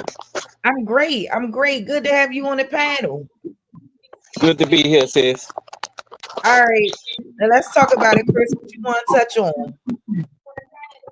Well, have you been seeing the stuff I be posting in the chat for a minute? Yes. Would you like me to highlight some of your comments?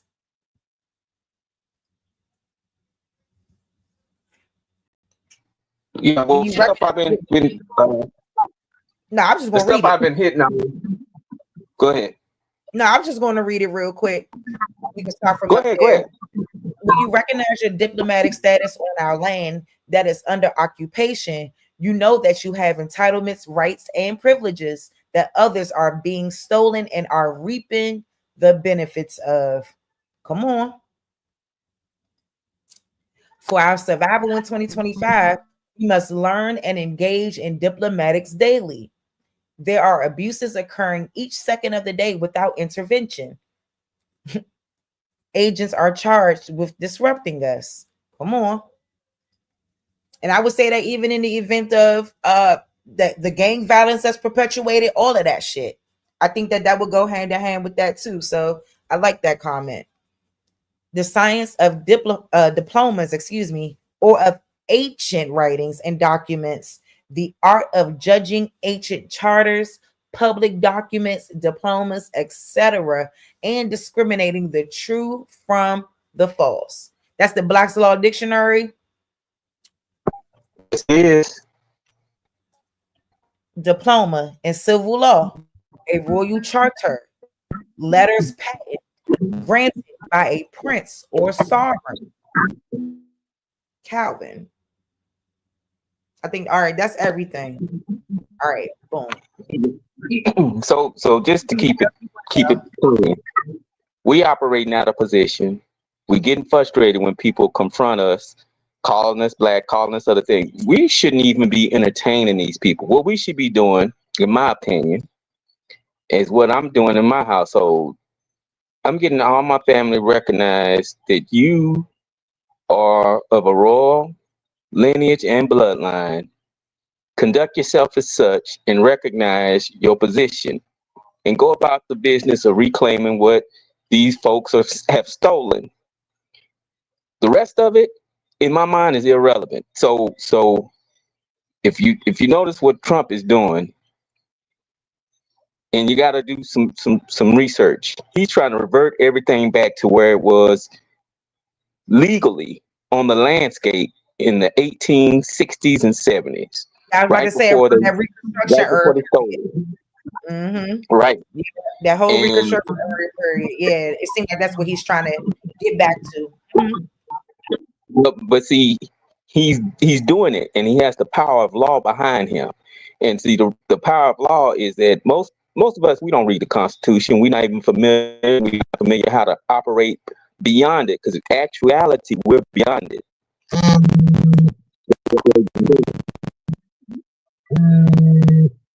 Oh, okay, you got Mike.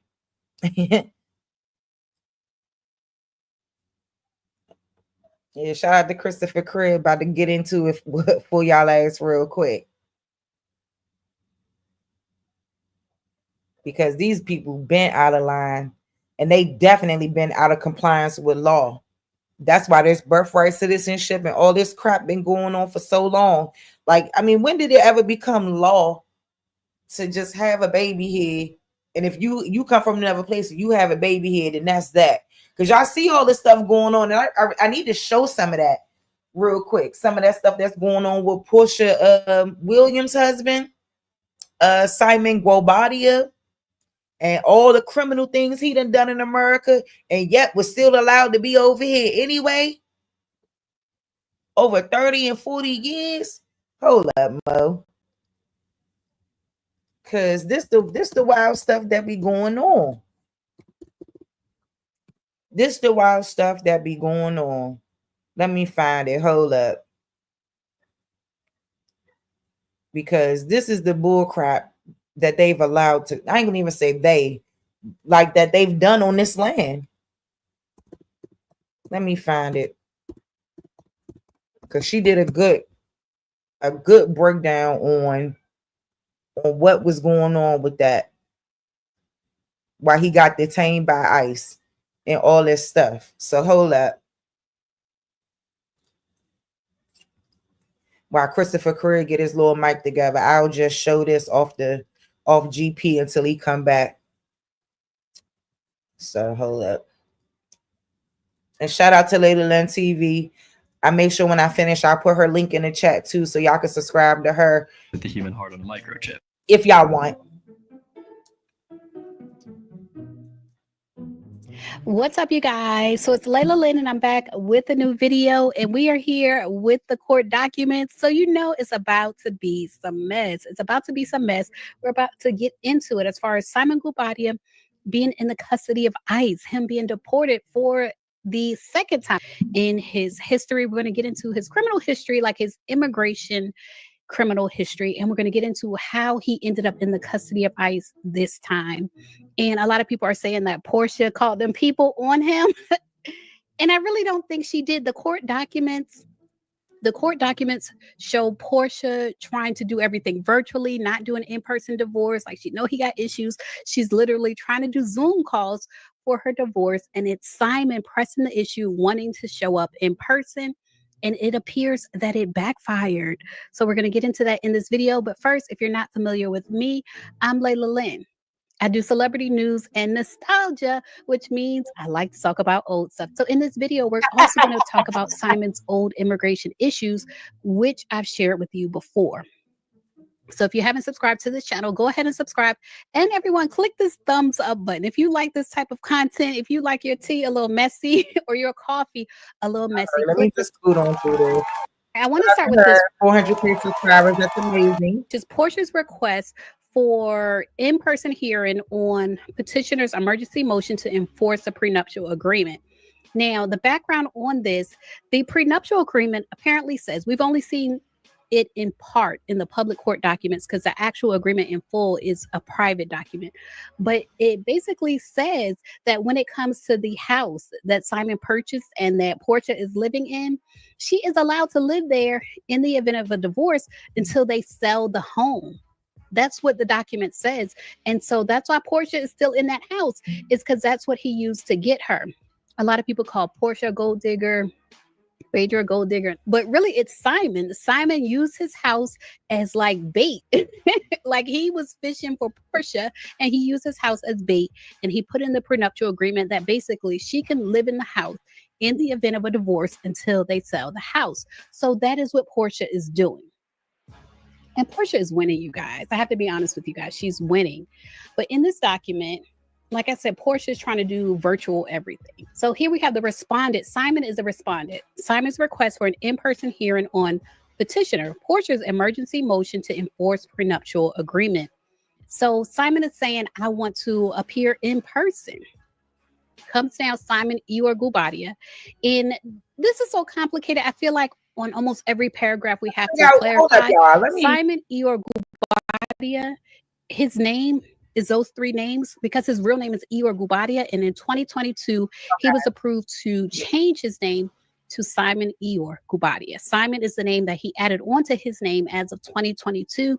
So when it comes to the two Simons, and I've told you before, it's a tale of two Simons. Simon has two identities, like the good Simon and the bad Simon. The good Simon is the one that got married, but I feel like the Eor is the one that got deported in the past. That's the bad Simon. But at this point, he's consolidated his names. So Simon Eor Guobadia, in the above style action, moves to court for an order requiring parties to appear in person for the hearing on Porsha's emergency motion to enforce the prenup, her emergency motion to get that house. He wants to appear in person, and she wanted to appear via Zoom. That's why I say it's like he's playing himself. So the reason that he wants to appear via Zoom, starting with number 5, is due to the technical difficulties and evidentiary complexities involved with presenting evidence via virtual proceedings. That's number 1. And then he gives like former court law that says you can do things in. Okay. And so Porsha filed this. The date of this. Hold up. This is not the one. I want the one where she was breaking down why his ass is getting deported. Like, that's the one I want. Not okay. Hold up. Let's see.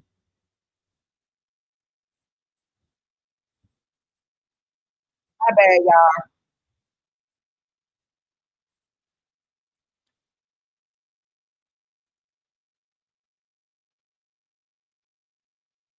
Oh, hold up.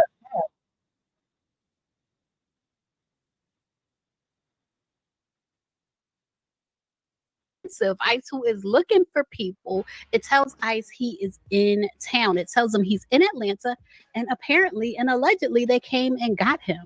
In this document, she said, in fact, for every other proceeding, upon information and belief, husband was out of the country and virtual was the only way that he could attend. So he's been out of the country. So y'all, it's a mess. And like I said, not the part I wanted to hear. Hold up. No, she had the John where he was breaking down. Oh, there you go. He sued INS. He sued INS. Like, who does that? If you have an illegal status in the United States, who sues INS? Simon Eor Guobadia. He sued INS, so no wonder he's on their radar. They're in offensive mode right now, and he is on their radar. Nobody has to call ICE on Simon. I'm Layla Lynn. I do celebrity news and nostalgia. And today we're going to take it back. We're going to take it back to the 80s, back to when Porsha was a pup and what Simon was doing back then. So if you like this type of content, click the thumbs up button, hit subscribe, turn on the bell notification for naturalization. In these court documents, he's basically making a request to vacate the previous denial of his request for naturalization services. Now, naturalization is different from having like a green card or a permanent residency in the United States. He wants to become a naturalized U.S. citizen. It was previously denied, and in this court record, he's requesting to vacate the denial. Forget about that. Forget about that time you told me no and say yes. That's what's going on in these documents. It says this is the order. This matter appears before the court on respondent's motion to dismiss for the following reasons. The court grants the USCIS motion and dismisses Simon's case. So he lost this case. But I think it's a very interesting court case. His arguments are very interesting to me. So the case arises out of Simon's application for U.S. citizenship and naturalization. The INS department previously denied his application on July 27, 2022.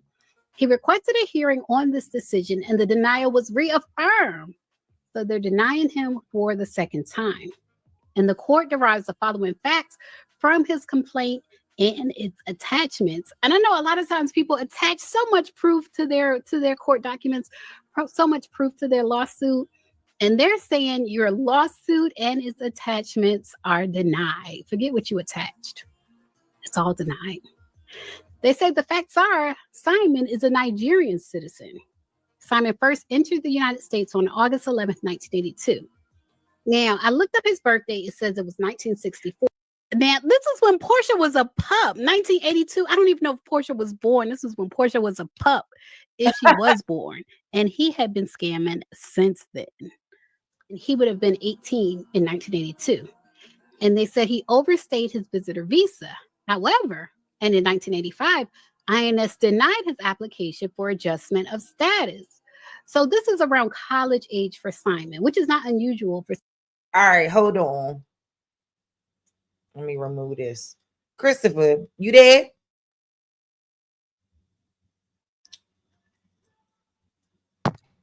Yeah, I'm here. All right, cool. All right, I'm about to take a straight smoke, try and get up on the panel too. But I wanted y'all to get that. But go ahead.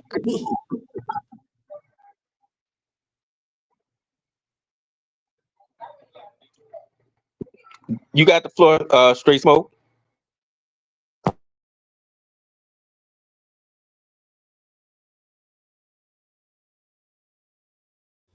Yeah, they don't want. Ooh. Go ahead, Straight Smoke. You got it.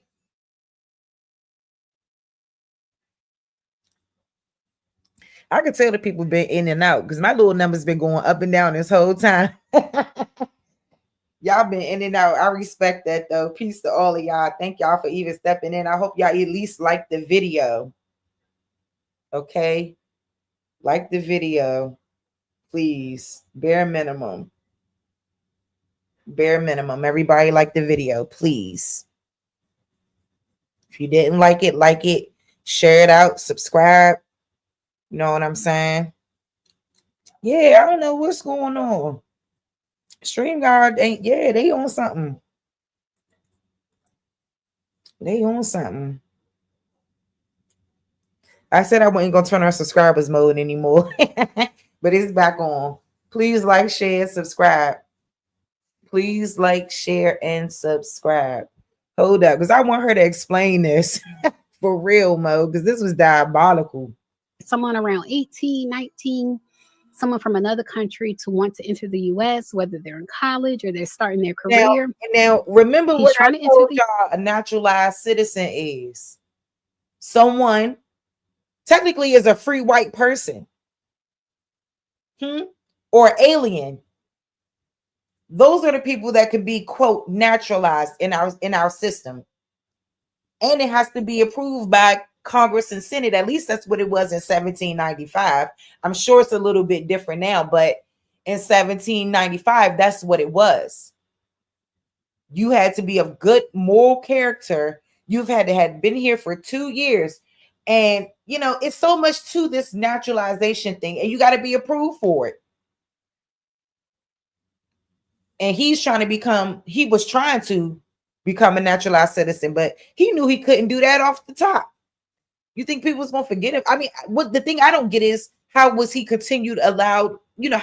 allowed work visas and continuing to be able to come here and do what he do and done what he done for these last 30 years. U.S. as a young man and start whatever it is that he's going to do.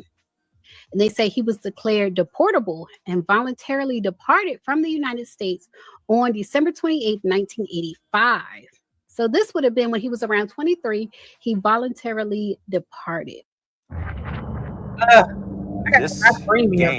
hate commercials. You're not ready for. But he re-entered the United States on June 1986. He said, y'all got him messed up. He went home, thought about it, and said, y'all got him messed up. So he came back in June 1986, and Simon again overstayed his 6-month visitor visa. In September 1987, Simon was arrested for bank and credit card fraud and pleaded guilty to a felony offense. So this is why they call Simon a scammer, because he was arrested for bank and credit card fraud and pleaded guilty to a felony offense. He was arrested in January 1989 for unauthorized use of a vehicle and again in May 1990 for fraud. Thereafter, the agency began removal proceedings. In January 1991, Simon committed another felony offense, again, credit card fraud. In April 1991, an immigration judge held a hearing and ordered Simon to be deported. Then on March 4th, 1992, Simon was deported and physically removed from the United States. So they put him on that plane. And sent him back to his country. Now, I just want to pause and say this. You know, I feel like, we're laughing and joking about this situation because there is some humor in it. Like his audacity has become humorous at this point because he has a lot of it. But at the same time, I do have to mention, I have seen when they put those people on the planes, they are putting them in chains. And the White House posted ASMR of them putting people in chains on a plane and sending them back to their country. I don't think it's ASMR. I don't think there's anything enjoyable about seeing people in chains. And even in this moment, for me, thinking of Simon being in chains right now, it is disturbing. It's a disturbing. Hey, look. I feel you, sis, but come on now. He's literally committing crimes. And I mean, I'm guessing maybe from a idealistic point that you would think that we were some type of slaves that she could feel disturbed by this. But I don't feel disturbed about it. I mean, he's been out here hustling nickel and diamond since 82. Okay? Diabolical work. Image, but at the same time, this channel is kind of like a light channel. We talk about the housewives and things like that. So if it seems like I find humor in it, I find humor in Simon's audacity, not the thought or image of him being in chains right now. That thought is actually very disturbing. Now, this is the tricky part. Because there's two Simons. They say before March 1992 removal, however, on October 24th, 1988. Simon used a different identity to seek temporary resident status under the Special Agricultural Worker Program. He also did not include his criminal history on his SAW application. When his SAW application was approved with these misrepresentations and omissions, he was given a registration card as a temporary resident on July 25th, 1991. So y'all have to keep in mind, two things are happening because there are two Simons. One Simon is getting deported. He was supposed to be deported in March of 1992. And to clarify, I say there are two Simons, but it's actually a Simon and an Eeyore. And then later on in 2022. And that's what she was explaining in the first video, that when he changed his name, he put his original name is Eeyore, like, you know, Eeyore off of Winnie the Pooh and all them. That his name was Eeyore Eeyore Guobadia. And then he got permission to change his name to Simon, put that on the front, Eeyore Guobadia. They probably was cooking him. You know how Americans do. Nigga, your name Eeyore, you know, you know how we do. Get the roasting. Who the fuck has a name Eeyore though? God, the roasting. God damn. You know how Black Americans do. They get the roasting you for something like that. Man, you know you gonna get it. You know you Eeyore? Donkey? Really? Oh God. Nigga, you need a fucking nickname ASAP Rocky. Eeyore. They already know. You already know how Black Americans do. So he done went and asked for the name change. He ain't had no choice. You ain't coming around nobody talking about some, yeah, my name Eeyore, bro. What's up? Nah. No. That ain't gonna work. Right to Winnie the Pooh, okay? That's all I'm sorry. Oh, I am so sorry. How you doing, sis? How you doing, sis? It's been a minute. Been a minute. Chris, what's going on with it, Mr. Creer? Yeah, shout out to big brother Christopher Creer out here dropping that knowledge on him. You got it, brother. Straight Smoke. It's been a minute since we hollered, but it's all good.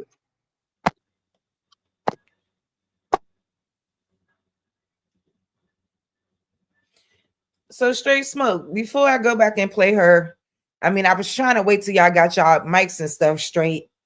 So I was just playing that in the meantime until we could, you know, have a little quick dialogue before I go ahead and shut it down for the night. Because it's definitely been a cool little 3 hours, but I really enjoyed myself just, you know, breaking down some of the things that I've been seeing. And obviously, you know, y'all to see that other panel as well. And, you know, just see some other conversations I've been involved in and stuff like that. And, you know, however way y'all want to move, like I said, y'all can move. I'm cool. You know, I just kind of want to, you know, overall, whatever thoughts you have, you know, I would love to hear them. And yeah. Well, thank you so much. Thank you so much for that. I'm going to say this. That was a very interesting panel. And you say the name of that channel was the Meeks. It's called the Thesice Room. The Thesice Room. Yeah. Okay. So I'm going to talk to you about that off of here. But what I will say is I want you to get Boom first. Okay. You understand the method of my madness to this now. Boone is on the fence. Mm-hmm. You seen that? Yeah, definitely. He's on the fence. But at the same token, at least he has some rationality. He's literally applying rationality. Now, if you want to have a great night, and I hope you got a blunt and a drink, get Floyd.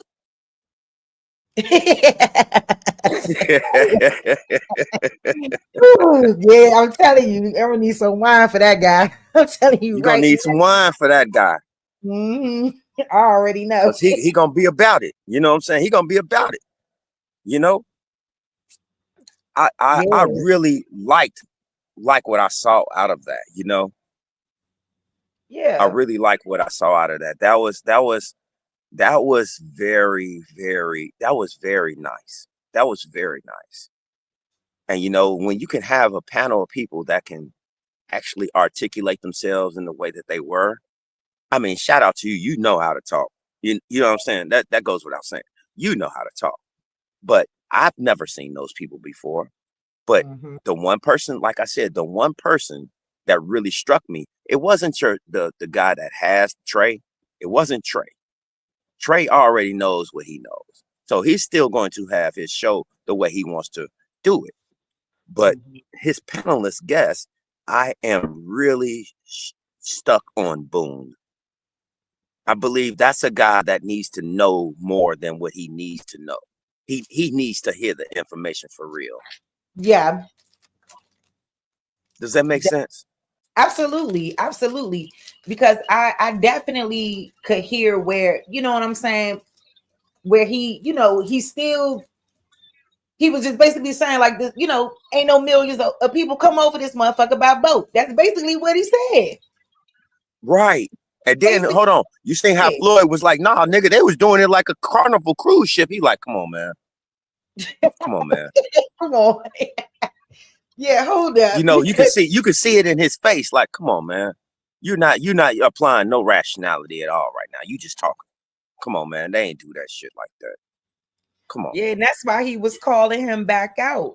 You know what I'm saying? Hold up, let's go back to that for 1 second, because that's why he was calling him out right there. And was just saying, like, nah, you being a contradiction right there. Yup. And I see why he was calling them out. Yeah, yeah. And like I was surprised because look at my face. Because shoot, for real, I was pleasantly surprised to hear what he was saying. Hey Nanya, where's Nanya Branch? Nanya. Left West Africa years before we talking about the slave trade, right? So of course, you got Africans that was in America before the slave trade. That's a fact. That ain't no secret. This is where you get all the Mexicans and all this. This is where you get all this shit from. What you got, Boom? You muted, Brody. I think you misinterpreted what I was saying. I was saying that yes, ships did come. I'm talking about by the millions. No, that's what I was saying. But like I say, we were already here. But at the end of the day, like you were saying, what was the question again? Based off your heritage and your family backgrounds and your lineage, do you feel like you was already here, or do you feel like your family came over here on a boat? Yeah. All I know about my family is I didn't do the history and whatever the history. I haven't done that. But and when he said the history thing, he probably was talking about his genealogy when he was saying the history. Yeah. So correct. Yeah, I was just pleasantly surprised by his responses, because they was having that conversation before I even popped on the panel. This literally was just good timing, like literally, because I didn't even know what they was talking about. I woke up and said, "Oh fuck," and I got myself together and got on the panel because I was supposed to have been on that joint with them at 9:30. Shit, my ass ain't popped there to like what, close to 11, so it was late. Family was a slave, and they were on a plantation in Calvert County by the Butlers. And when Master Butler died, he gave all of his slaves pieces of his land. And my grandparents own it still to this day. So I just know how to go back to where he said his grandparents still own it. Right. So my whole thing is this. That's a genuine guy. You can hear it in him. The humbleness, that's a genuine man. That's the one thing that I can hear when I talk to people, you know, how genuine they are. You can hear it in their voice. That nigga Randall all the way over there, that's an African. You can look at his features. That's an African. I don't mean for to laugh. Floyd to sit here and think that he's whatever, dude, you of this land. You can listen to me. I'm not doing lookership, but I'm gonna do lookership. Look at everybody on the panel. Look at everybody on this panel. Randall is an African. That is an African featured person, right or wrong. I can't say yes or no to it. I can't say yes or no I to can it. look. And I'm only saying that Those. because, yeah, I mean, you funny. Go ahead, straight. So you got it. You got the floor. Think about what I'm saying. Listen to what I'm saying. Listen to what I'm saying. If he's not an African, he's of third world. This is what you listen to me. I want you to start recognizing this. Start calling people for what they are. They're either third world or African or European. That's it. Straight up, you can look at dude. Floyd look like a Geechee. Look at his face. Randall, I'm sorry, not Randall. Boone is a Midwesterner. You can look at these people's face. Boone has the same complexion as you. The same, everything is in order. Look at it. Now look at this wide nose, chocolate ass nigga on all the way to your left. Am I lying? Hey, I'm not in disagreement, Smoke. I'm not. I know it. You can't be. Yeah. That's a cotton picking nigga. Hey. I'ma stop. I'm gonna stick to the topic. I'm gonna stick to the topic. Yeah. All I know. I'm sorry. Go ahead, man. No, go ahead. Go ahead. All I'm saying is that Boone resembles humbleness. Floyd resembles aggressiveness. Straight Trey is very much a moderator. Mm-hmm. Randall does not fit the script. Something's wrong. You can look at this. You can, use your eyes, perception wise. Something doesn't fit. Even when old girl popped up there, and I can't even say nothing about her because you can hear it in her voice. I listen to people's voices, and that will tell you more than anything you can possibly imagine when you listen to someone's voice. I really want you to reach out to Boone, sis. Please reach out to Boone. I don't see how I can get reach out to him. Yeah, because you will get a lot more headway with him. Whereas, and like I said, if you got some wine in the blunt, call Floyd. Yeah. Yeah, because it will be a debate all day long with his butt for sure. Just based on I don't think.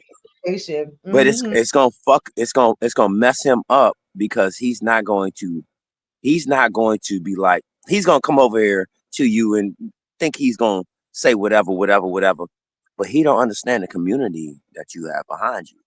Mm-hmm. So it's gonna hit him like a ton of bricks. Not to like rattle him or get him mad or anything like that. He gonna be like, oh damn, this lady has backing. Like, oh my God, it's a lot of people that think the way that she does. Mm-hmm. You know, and that's what I see is like you moving forward. Like you get the greatest things that I like to cover. I wish I can. I'm just a simple producer. I wish I can be like a commentator like you, but I can't. I just can't. I really want you to push forward in your endeavors because you can articulate it in such a way. And did I mention that you're a beautiful Black queen? Thank you, Swope. Make it happen. Thank you so much. Make it happen. Make it happen. Yeah, I ain't gonna even lie. I definitely felt like I just needed to step away from the space. You know, sometimes you just gotta reevaluate your mission, reevaluate everything, you know, and make sure you in it for the right reasons, you know.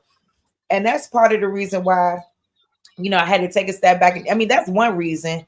And then obviously, like the second reason was just me trying to focus on my master's application. You know, I was invited to sit for my license exam. So there is a lot of other things I have going on too, because my career is going to be predicated on us getting this information out there too, and working more on a policy level and doing things like that. So it requires me to take the necessary steps to do that. So it's like, and then number 3 is just like me wanting to rebrand my situation, right? To make sure that we are hitting, you know, not only like the American Indian paradigm, the Aboriginals, but we hitting people that's outside of this paradigm, and we could bring them in and bring them into a space that's safe so that they can express their views, and that, hey, you know what, you think this, but like maybe you should look at it like this, you know, just trying to get them to change their mind on the things that they've always thought. Now, some people gonna always think whatever, they're gonna always have a certain belief system. It's just gonna be like that. Correct. Like people like Boone, we could really work with him because he already understands that ain't no millions come over here on no boat. I mean, I couldn't believe some of the stuff that Floyd was putting together. I was just like, I swear to God, man, you had me at stitches. I was like, wait, you had me at stitches. Like, hey, can I ask you a question? Was you saying to yourself, is this nigga for real? Man, I really was. You ain't see my faces? Yeah, that's what I'm saying. Like, is this nigga for real? Yeah, I mean, that's why he kept getting them. You know, like it was Boone was really getting them more than me, because I was just like, what? What? Yeah, nasty work, nasty. But I know, like, this is just what you. Thank you, Nanya. Thank you. It's just that, you know, everybody has their own lane and different things. I'm more of a concurrent guy. I appreciate what you're saying. Thank you, really, Nanya. I'm no different than, as you would put it, old dude. Me and old dude have a lot in common because we focus on the here and now. A lot of people like to look back in the day, Nanya.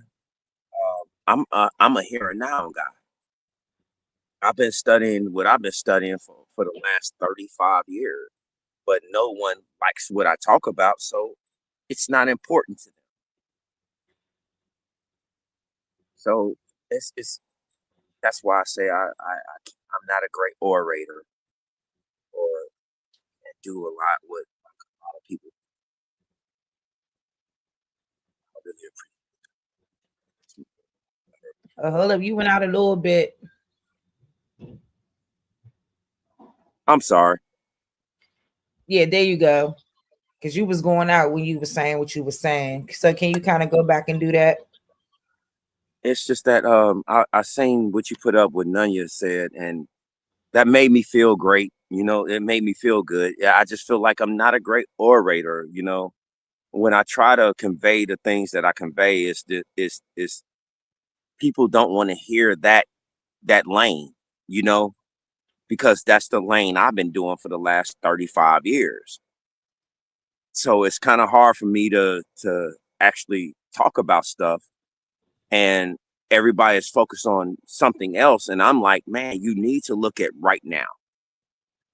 That's why I'm so that's why I had to get in I love that you went live today, Sharice, because what you just showed was you have an opportunity to get in and you have an opportunity to actually reach out to somebody, not change their mind, but give them a brighter vision.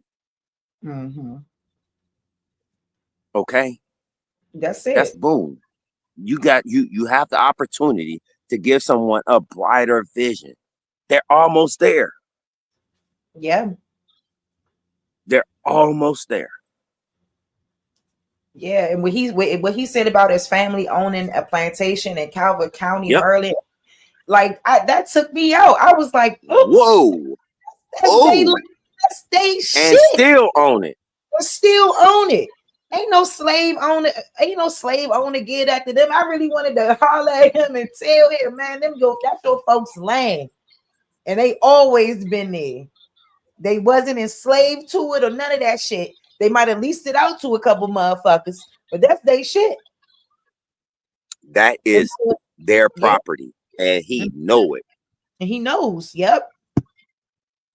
And he knows. That's the minds we need to start reaching, Sharice. His folks was free black property owners. I don't know what the idea that they were slaves. Just entrepreneurs, and guess what? They also had employees. Mm-hmm. You understand what I'm talking about? Yep. Since everybody want to throw this term around, I'm going to introduce a new term. Didn't you motherfuckers want something to eat? Didn't you have to go to work? Yes. And we know sound like a job to me. Shoot, and then not only that, bro, we know how plentiful the land in Maryland is. And in Virginia. Like, let's be real about it. You know, I think people don't really want, people underestimate the DMV in our area, but our area is one of the most indigenous areas. One of the most indigenous. Could you do me a whole favor? What you need? You know what? I want you to go take a soil sample. I need to. You know why I'm saying that, right? No. Maybe explain it to the audience. Okay, so what you have over there is some of the greatest soil in this land. Mm-hmm. So I do, you know me, I'm an aggregationist,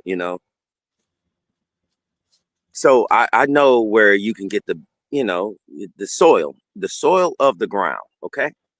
Like here in Kentucky where I'm at, this is some of the greatest soil to grow in.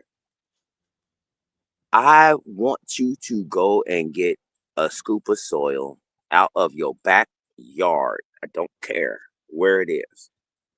I just need to see it. Because I think that you're sitting on something that I don't think a lot of people are knowing about. I have a serious niche. Yeah. I'm sorry. No, I'm saying it, and I'm only saying that too because we all know, like, especially when I do my history of DC build, we're gonna go into all of it, how DC, how it was carved out of Maryland and Virginia, and we're gonna talk about all of that stuff. Like, it's really when I'm sitting in the middle of I'm in a part of Maryland and I'm in a part of Virginia, and then we just got this DC part right here. Yeah. But it was connected to that part of Virginia originally. Like it was connected to a part of Maryland, and it was much bigger at one point. Now it's not as big, and it, you know what I'm saying. So it's all connected. The whole landmass of the DMV, and I think that that's very significant. And we just have to really go into these things because most of these historic parks and things that we have in DC, that's indigenous ground. Say it one more time, sis. The Bowling Air Force Base in Southeast DC. When you come off that highway on 295 and you coming off of there and you going on to Malcolm X and towards the south side, MLK Avenue, all of that, it's nothing but trees and fucking wood. I mean, not wood, just trees and land. Excuse me, I didn't mean to say wood, y'all. Trees and fucking land. And then on the right, when you're making that left onto up onto Malcolm X and MLK and all that shit, on the right is that Air Force Base that is built on indigenous ground. And I would say the south side, you know what I'm saying? Like the Anacostans, all of that stuff. I mean, we're gonna go into a lot of shit because a lot of shit really happened on this land that it shouldn't have been going down. It shouldn't have went down. It just shouldn't have went down. Like all them Indians or so-called slaves or whatever the fuck they trying to call them built DC, built Georgetown, built the White House. It wasn't no Native American $5 Indians doing that. And you think that they had the power to enslave you? No. Hold on. I gotta do one. This is gonna sound so funny, but I really want you to really highlight this. Please and please understand this. Let's not forget what everybody glosses over. Okay? So Europe released their jails to come here on a voyage. Did you hear what I said? Mm-hmm. I think that everybody needs to really understand that point right there. They got them people out of there. They was under religious persecution. And they sent their ass on a boat to come here. Okay? This is by their own admission. Okay? Convert or die. They didn't want to convert. They got locked up. And instead of them over there wanting to feed their ass for the rest of their life and house them, they said, send them out. Cast them out. To America. To America. Real nigga shit. For real. Did you get your I think shit? that nobody is saying this part out loud. Those were prisoners of religion. Okay? I'm just only using what they put out. I'm only using what they put out. Those were prisoners of religion because they did not want to do what the king implemented. Okay? Go ahead, some smoke. So they come here, they are dying. Dying. Now, mind you, how did they even know to come here? Oh, well, they will say that, oh, we took a shot in the dark. There is no voyage that can go clean across the Atlantic Ocean from Great Britain at that time. It's no way. Sorry. Straight smoke. I don't want to interrupt your wisdom, but I'm finna get off and have dinner with the wife. But I'm gonna go ahead and drop down, but I'm gonna be listening. Can y'all delve more into the aspect of us being the only diplomats on this land based on what we've already talked about? Because others are steering our ship when we should be steering our ship as diplomats. And we don't need a leader, because guess what? Each household is their own leader. When you have a male head of household or a female head of household, you are steering the ship. But I would implore us to look at this from the level of not just, oh, we're here. You're a diplomat. We have international status that we're not utilizing because we are not fully aware of it. And once we become into full understanding of it, a lot of stuff is going to change. And that's why Trump is moving all these quote unquote other people out. He's clearing the chessboard to where it's just two pieces on there. Those who came and those who are already there. And right. And go ahead and dinner. My nigga, I love that. Damn. Why you do that to me, bruh? Why you do that to me, bruh? And you knew I was going that route. Chris, man, we got to talk a little bit more. We got to talk a little bit more because you knew exactly where I was going with that. Damn. Great minds think alike. Great minds think alike. So I will wrap up with this. I'll wrap up with this. There is no way that you don't understand the trade game. If you don't understand the trade game or anything of that nature, then you will never understand how everything came into play. Once you understand the trade, you understand that everything was for trade. People put their sons and daughters into internships. That's right.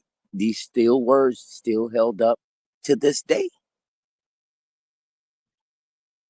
To do what? Learn a trade. You think about blacksmithing. Oh, iron smelting. Oh, you thought that was taught to someone that came here. You thought, hold on. You thought that it was taught to us, and these people, hold on. How are you going to teach? How are you going Okay. So, all right. So like be very clear about what you're doing.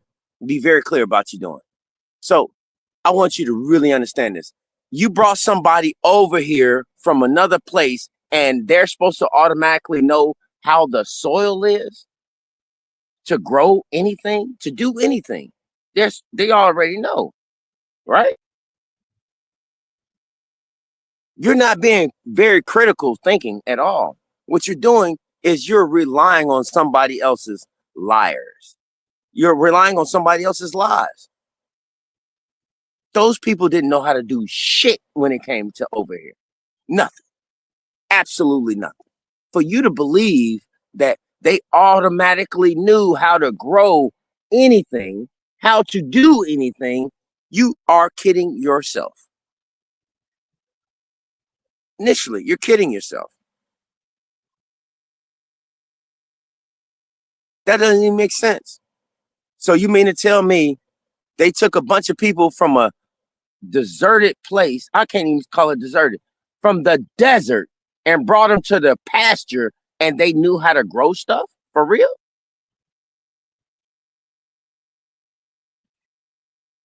Am I lying? Does that sound right? Does that even remotely sound correct?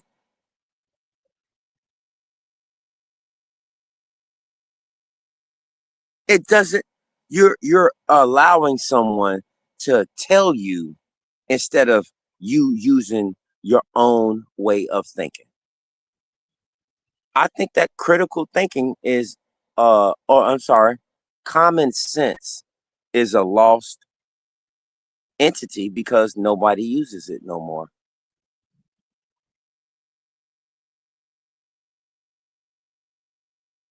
Hell, I make my own moonshine, grow my own vegetables.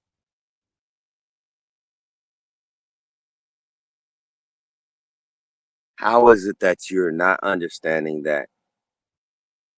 I'm gonna say this as very clearly as I possibly can. If you're from the soil, you know how to work it. If you're not, you need help. It's just that simple. If you're not from the soil, you know how to work it. If you're not from the soil, you need help. I mean, it doesn't get no simpler than that. Why do you think that we was? I'm sorry. Go ahead. I'm saying that's right. Now, are you cooking?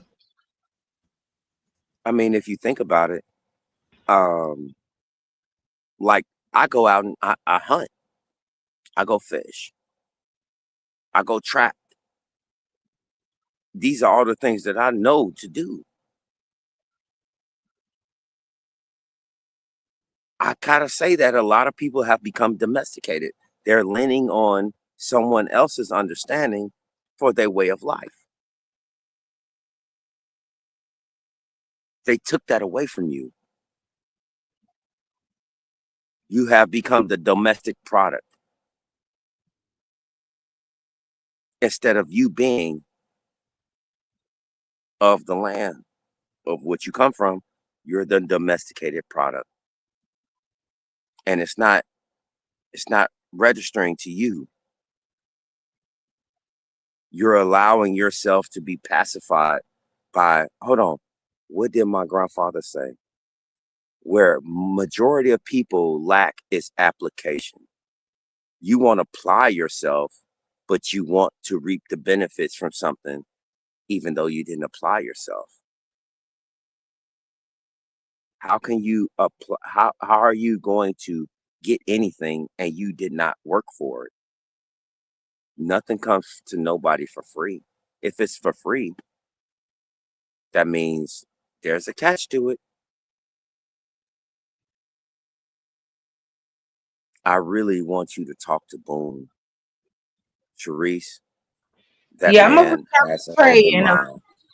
yeah, I'm gonna reach out to Trey and see what I could do, and if he willing to come on and have a discussion around this, you know what I'm saying, and what's getting him to this point, then I think it'll be a healthy conversation for all of us. And I love to get him on, you know what I'm saying? Because he definitely got an open mind. And it's about logic. It's about logic. That's why I said logic and discernment. And if you can't discern this, you ain't gonna get it. Like Floyd stuck on Mansa Musa and them leaving out of Africa, bro. Show me any evidence of this man. And you know what? It's so crazy that all of a sudden everybody wants to talk about Mansa Musa. Think about this. Think about this. Did you hear about Mansa Musa in the 80s? Did you hear about him in the 90s? What about the 2000s? I'm serious.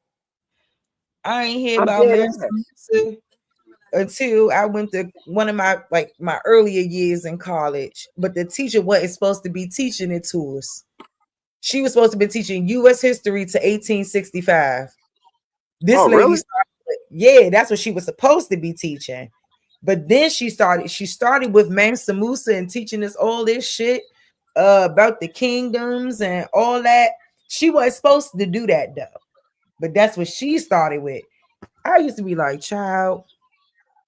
And I swear, every last type of sociology teacher or some shit was teaching, that everybody came from Africa. That's what they were teaching people. I mean, I'm just glad I know better now.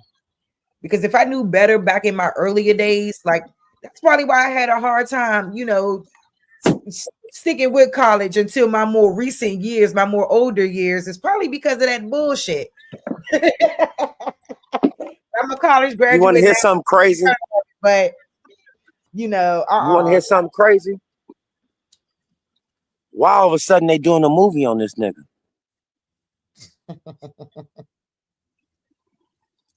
Do you hear me? I didn't know that. Yeah, they doing a movie on Mansa Musa now. I can't wait to see what they make up and put in that. Oh, can I tell you something? I've already seen the trailer for it. Who's playing them? They're going to make sure you niggas know that he may have been the richest nigga in the world, but he was still a slave. Wait for it. I can't wait for y'all to see this.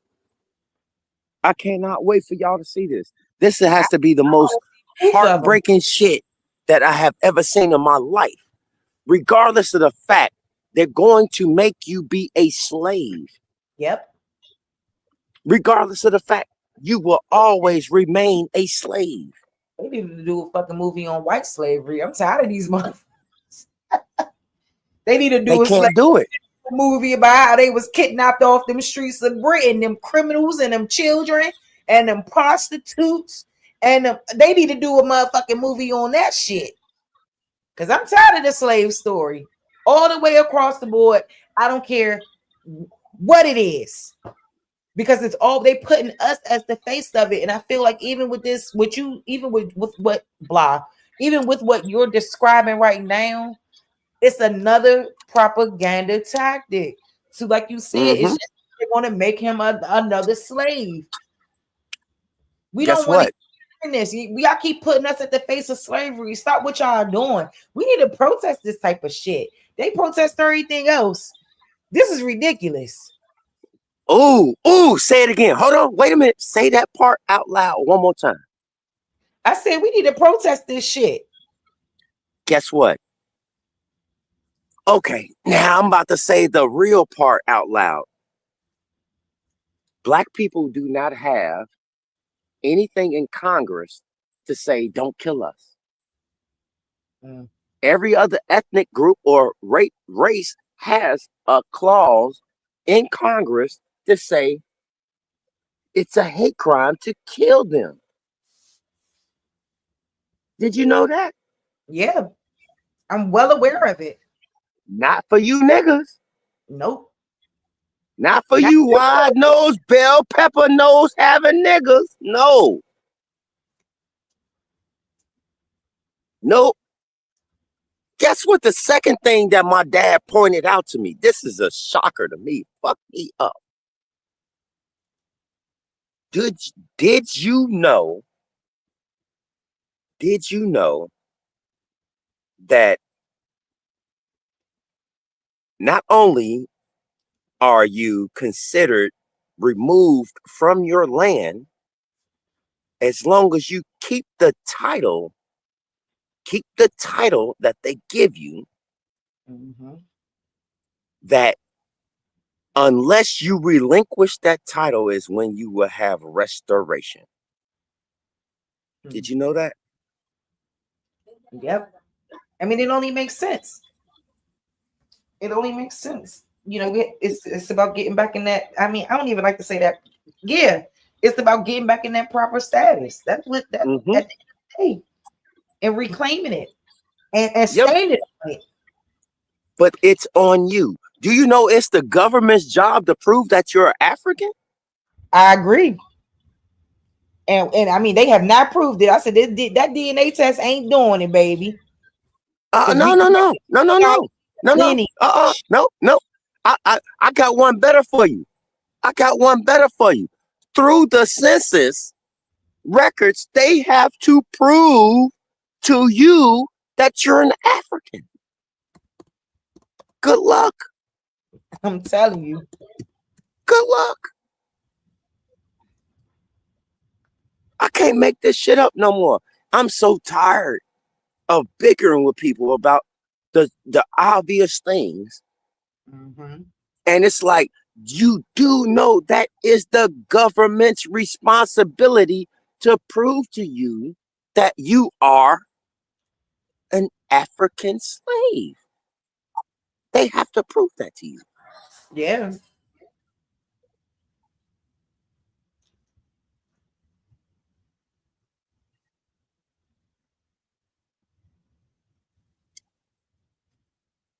Ask me how I know that. How you know that, Smoke?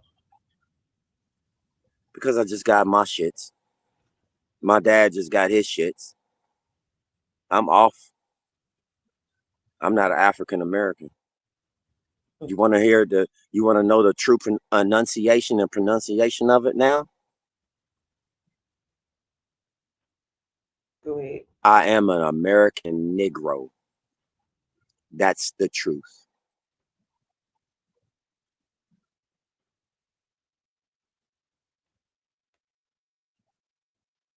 I need to put this on. It's on my grandfather's birth certificate.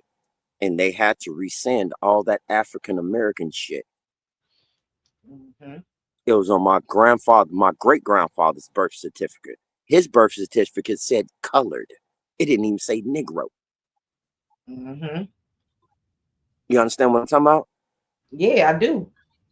So for you to try to slap me with an African American tag, like on my car, oh, this is an African American. Nigga, get the fuck on. The fuck on. I'm an American Negro. I did it. Cerise, I successfully did it. And that's why I'm in the position that I am right now and doing and building what I'm building. Yep, we got to claim it. We got to claim it and Just stop go waiting. back to your people. Go back to your people. Go back to your lineage. Go back to your lineage. I cannot stress this enough. If it's on your grandfather's, if you have a grandfather that was born in 1930, like mine was, look at his birth certificate. They have a record of that right there. It ain't none of them saying black. And none of it says black nothing. It says Negro. My father's birth certificate. I asked him what it say on there. He said, it say I'm black. He just answered right away. And then he said, no, it says Negro. Negro. I'm sorry. You might not want, nobody might not like this. I don't say I cracked no code or nothing like that. I didn't do that. What I did is I took them at face value. This is a birth certificate and this is a marriage license. Guess what I got? Guess what I got through? I got up and out the way. Don't allow them to categorize you because, oh, this is PC culture. Fuck that culture. That identity politics is going to be the death of you. Don't allow them to put you in a box. When you allow them to put you in a box, you're automatically with the rest of the Africans. You understand what I'm talking about? Yep. I absolutely do, bro. And this is a great conversation, shoot, because I'm going to try to end it at the 4-hour mark because I'm getting a little sleepy. It's my baby girl birthday. Shoot, I got to get out here early and, get this little cake and balloons and, do that big one at school and, do some other stuff when she get home.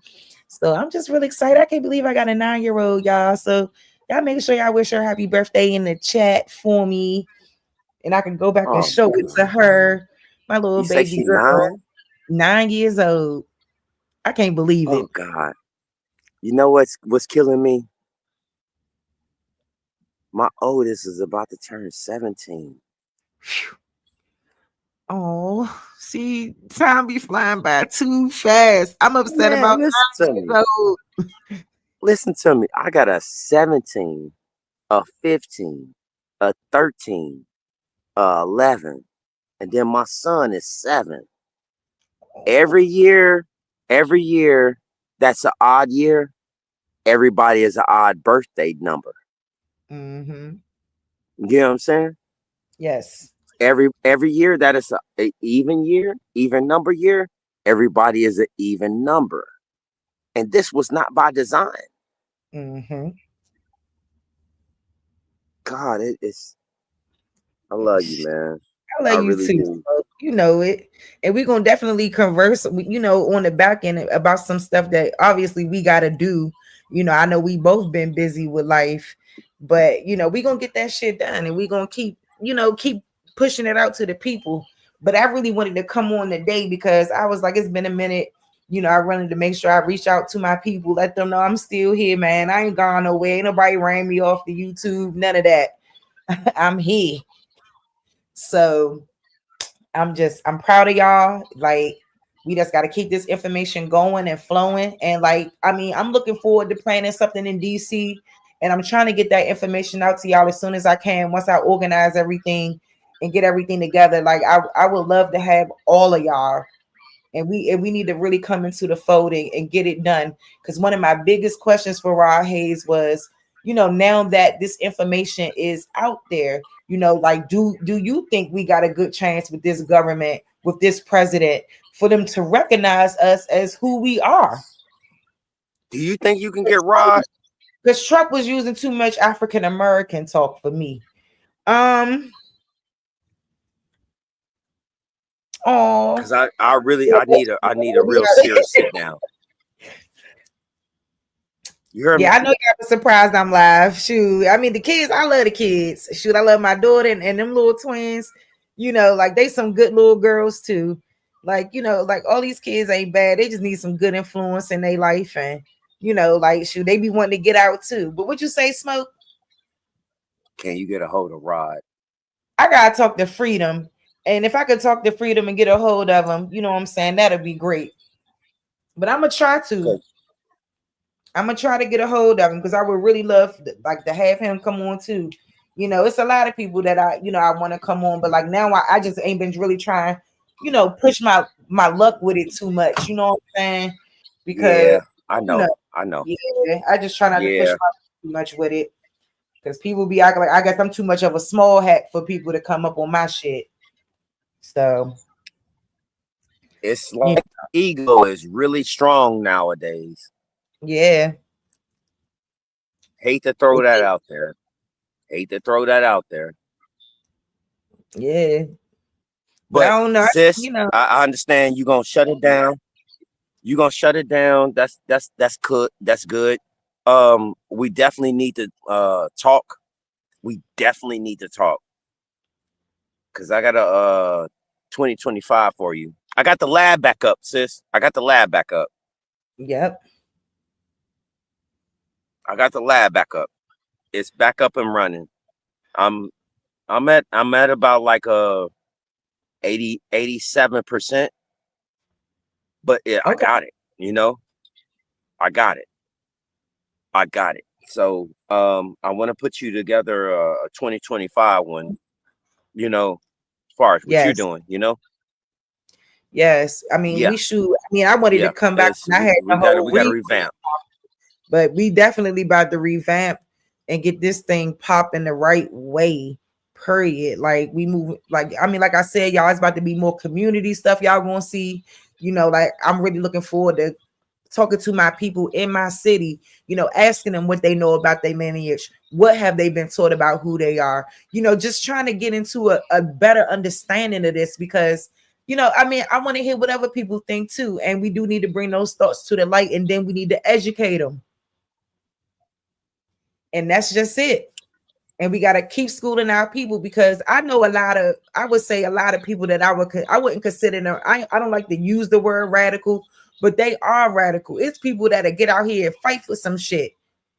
But if they know the truth, they got something to fight for even more. And that's what we need to be fighting for. And that's why I was asking, you know, Raw Hayes about that because, you know, this whole political process is a very important one. And if us as a people is not on the same page, you know what I'm saying? I don't know how we gonna make it work. You know, you got the FBA over there, ADOS over there. You know, you got this paradigm over here. And even within this paradigm is separated and faction divided and everything else. Like, I just feel like it still exudes the same issues that we already have within the community as a whole, being so-called Black people.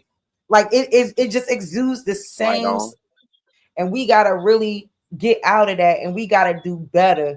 You know what I'm saying? Just all the way around. So like anybody that they you know, you feel like I did you wrong, I'm sorry. If you know what I'm saying, I feel like you did me wrong, I forgive you. You know what I mean? Because the bigger issue and the bigger thing at hand is getting a reprieve for our people. That's the only thing that needs to be on the table. Not your money, not your views, none of that. It shouldn't be about that. It should really be about your. It's not about your money. It's not about your views. It's not about any of that shit. I don't need you for clout. Nothing. It's not about that. This is about us as a people. This information changed my life. It changed my mindset, the way I look at shit, the way I view the world, everything. And I want so many more people to come into that fold. And then universally, that means paramount, overall, all of us, above time and space. It means all of that. We need to bring that together and put that energy where it needs to be. Because there's no reason why there's not a political situation going on for what we speak on, because we got the proof.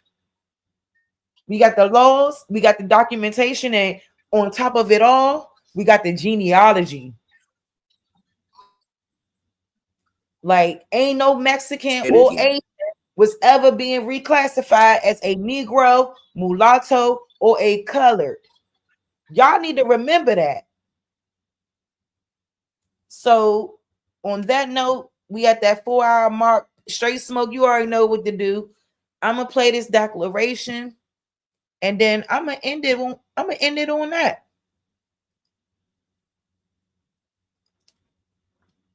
The First Americans' Declaration of Reclamation of Our Identity and Natural Rights. This declaration, dated the accepted and amended July 4th, 2019, is in response to the intrusion genocide, gentrification, indoctrination, and reclassification of the over 100 million strong original peoples of North, Central, South America, and adjoining islands over a period of 4 or more centuries. The American Aboriginal peoples described in this declaration are hereby declared the free peoples of the so-called Western Hemisphere and the Americas, meaning clear of obstruction, unrestrained in movement, liberty of action or expression, not holding strictly to rule or form of nations, not subject to foreign rule or to despotism, based on principles of civil liberty, sense of given without cost and free of charge and cost. This declaration does not include the so-called Native Americans, Africans, European, Hindu European, or Asian descendants, only the American Aborigines and mistakenly the American Negro and their descendants. Article 1.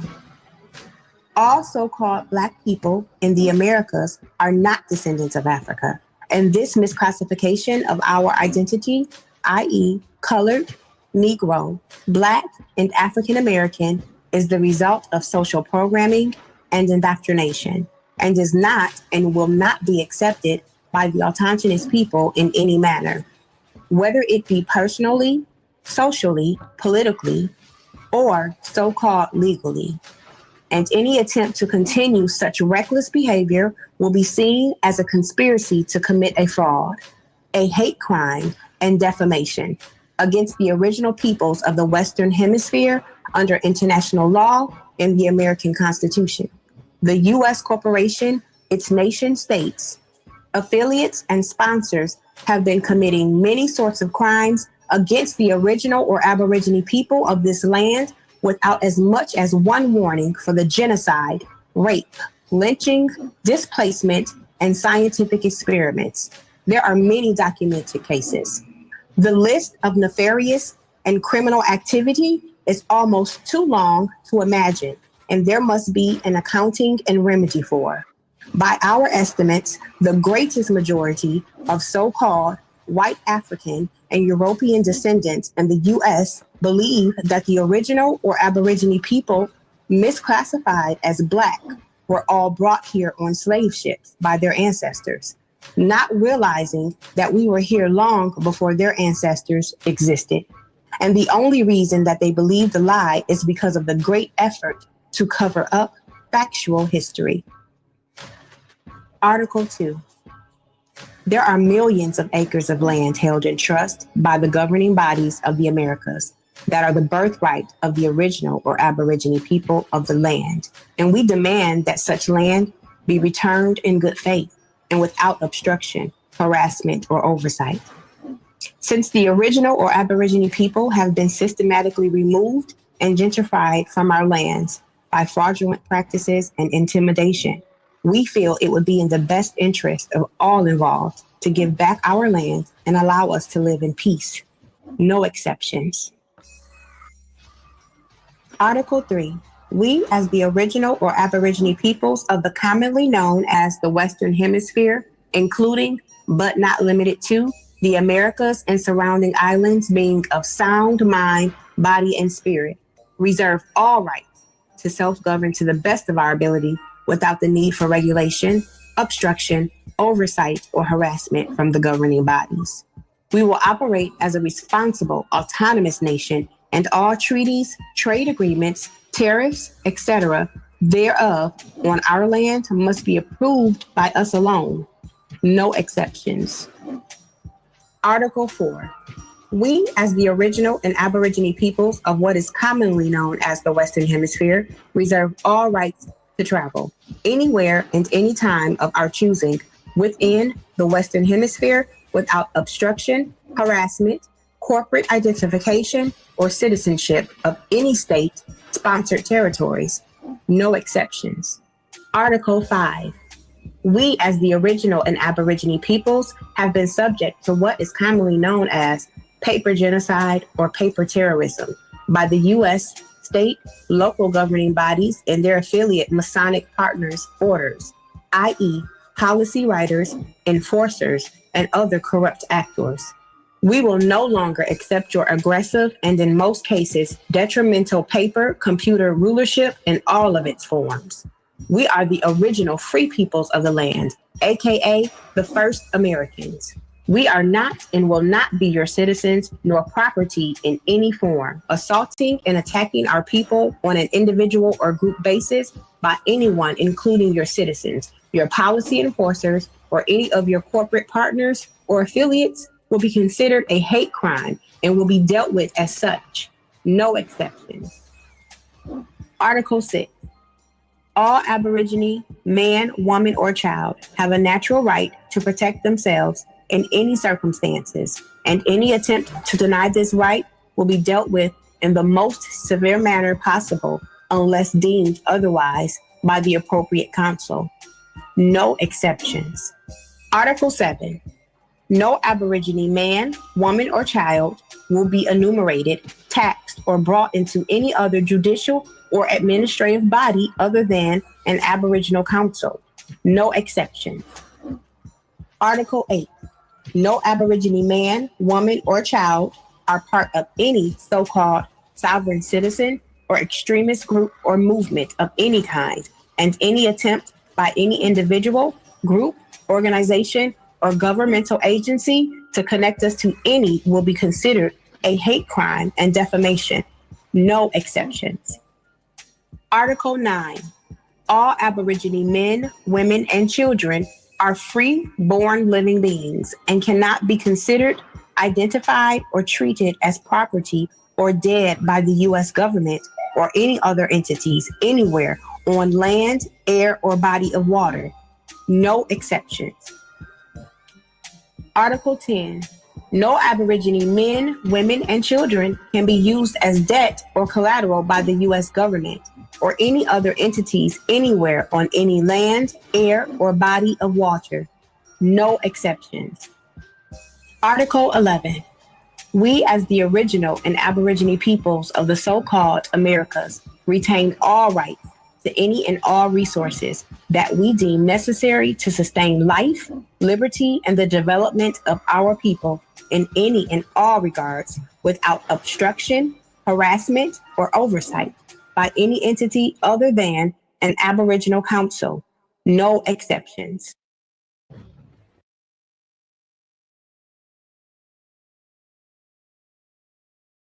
All right, y'all. And on that note, I'm out. Y'all take care. Y'all stay safe out here. And I don't know the next time I'm coming back, but y'all catch this replay.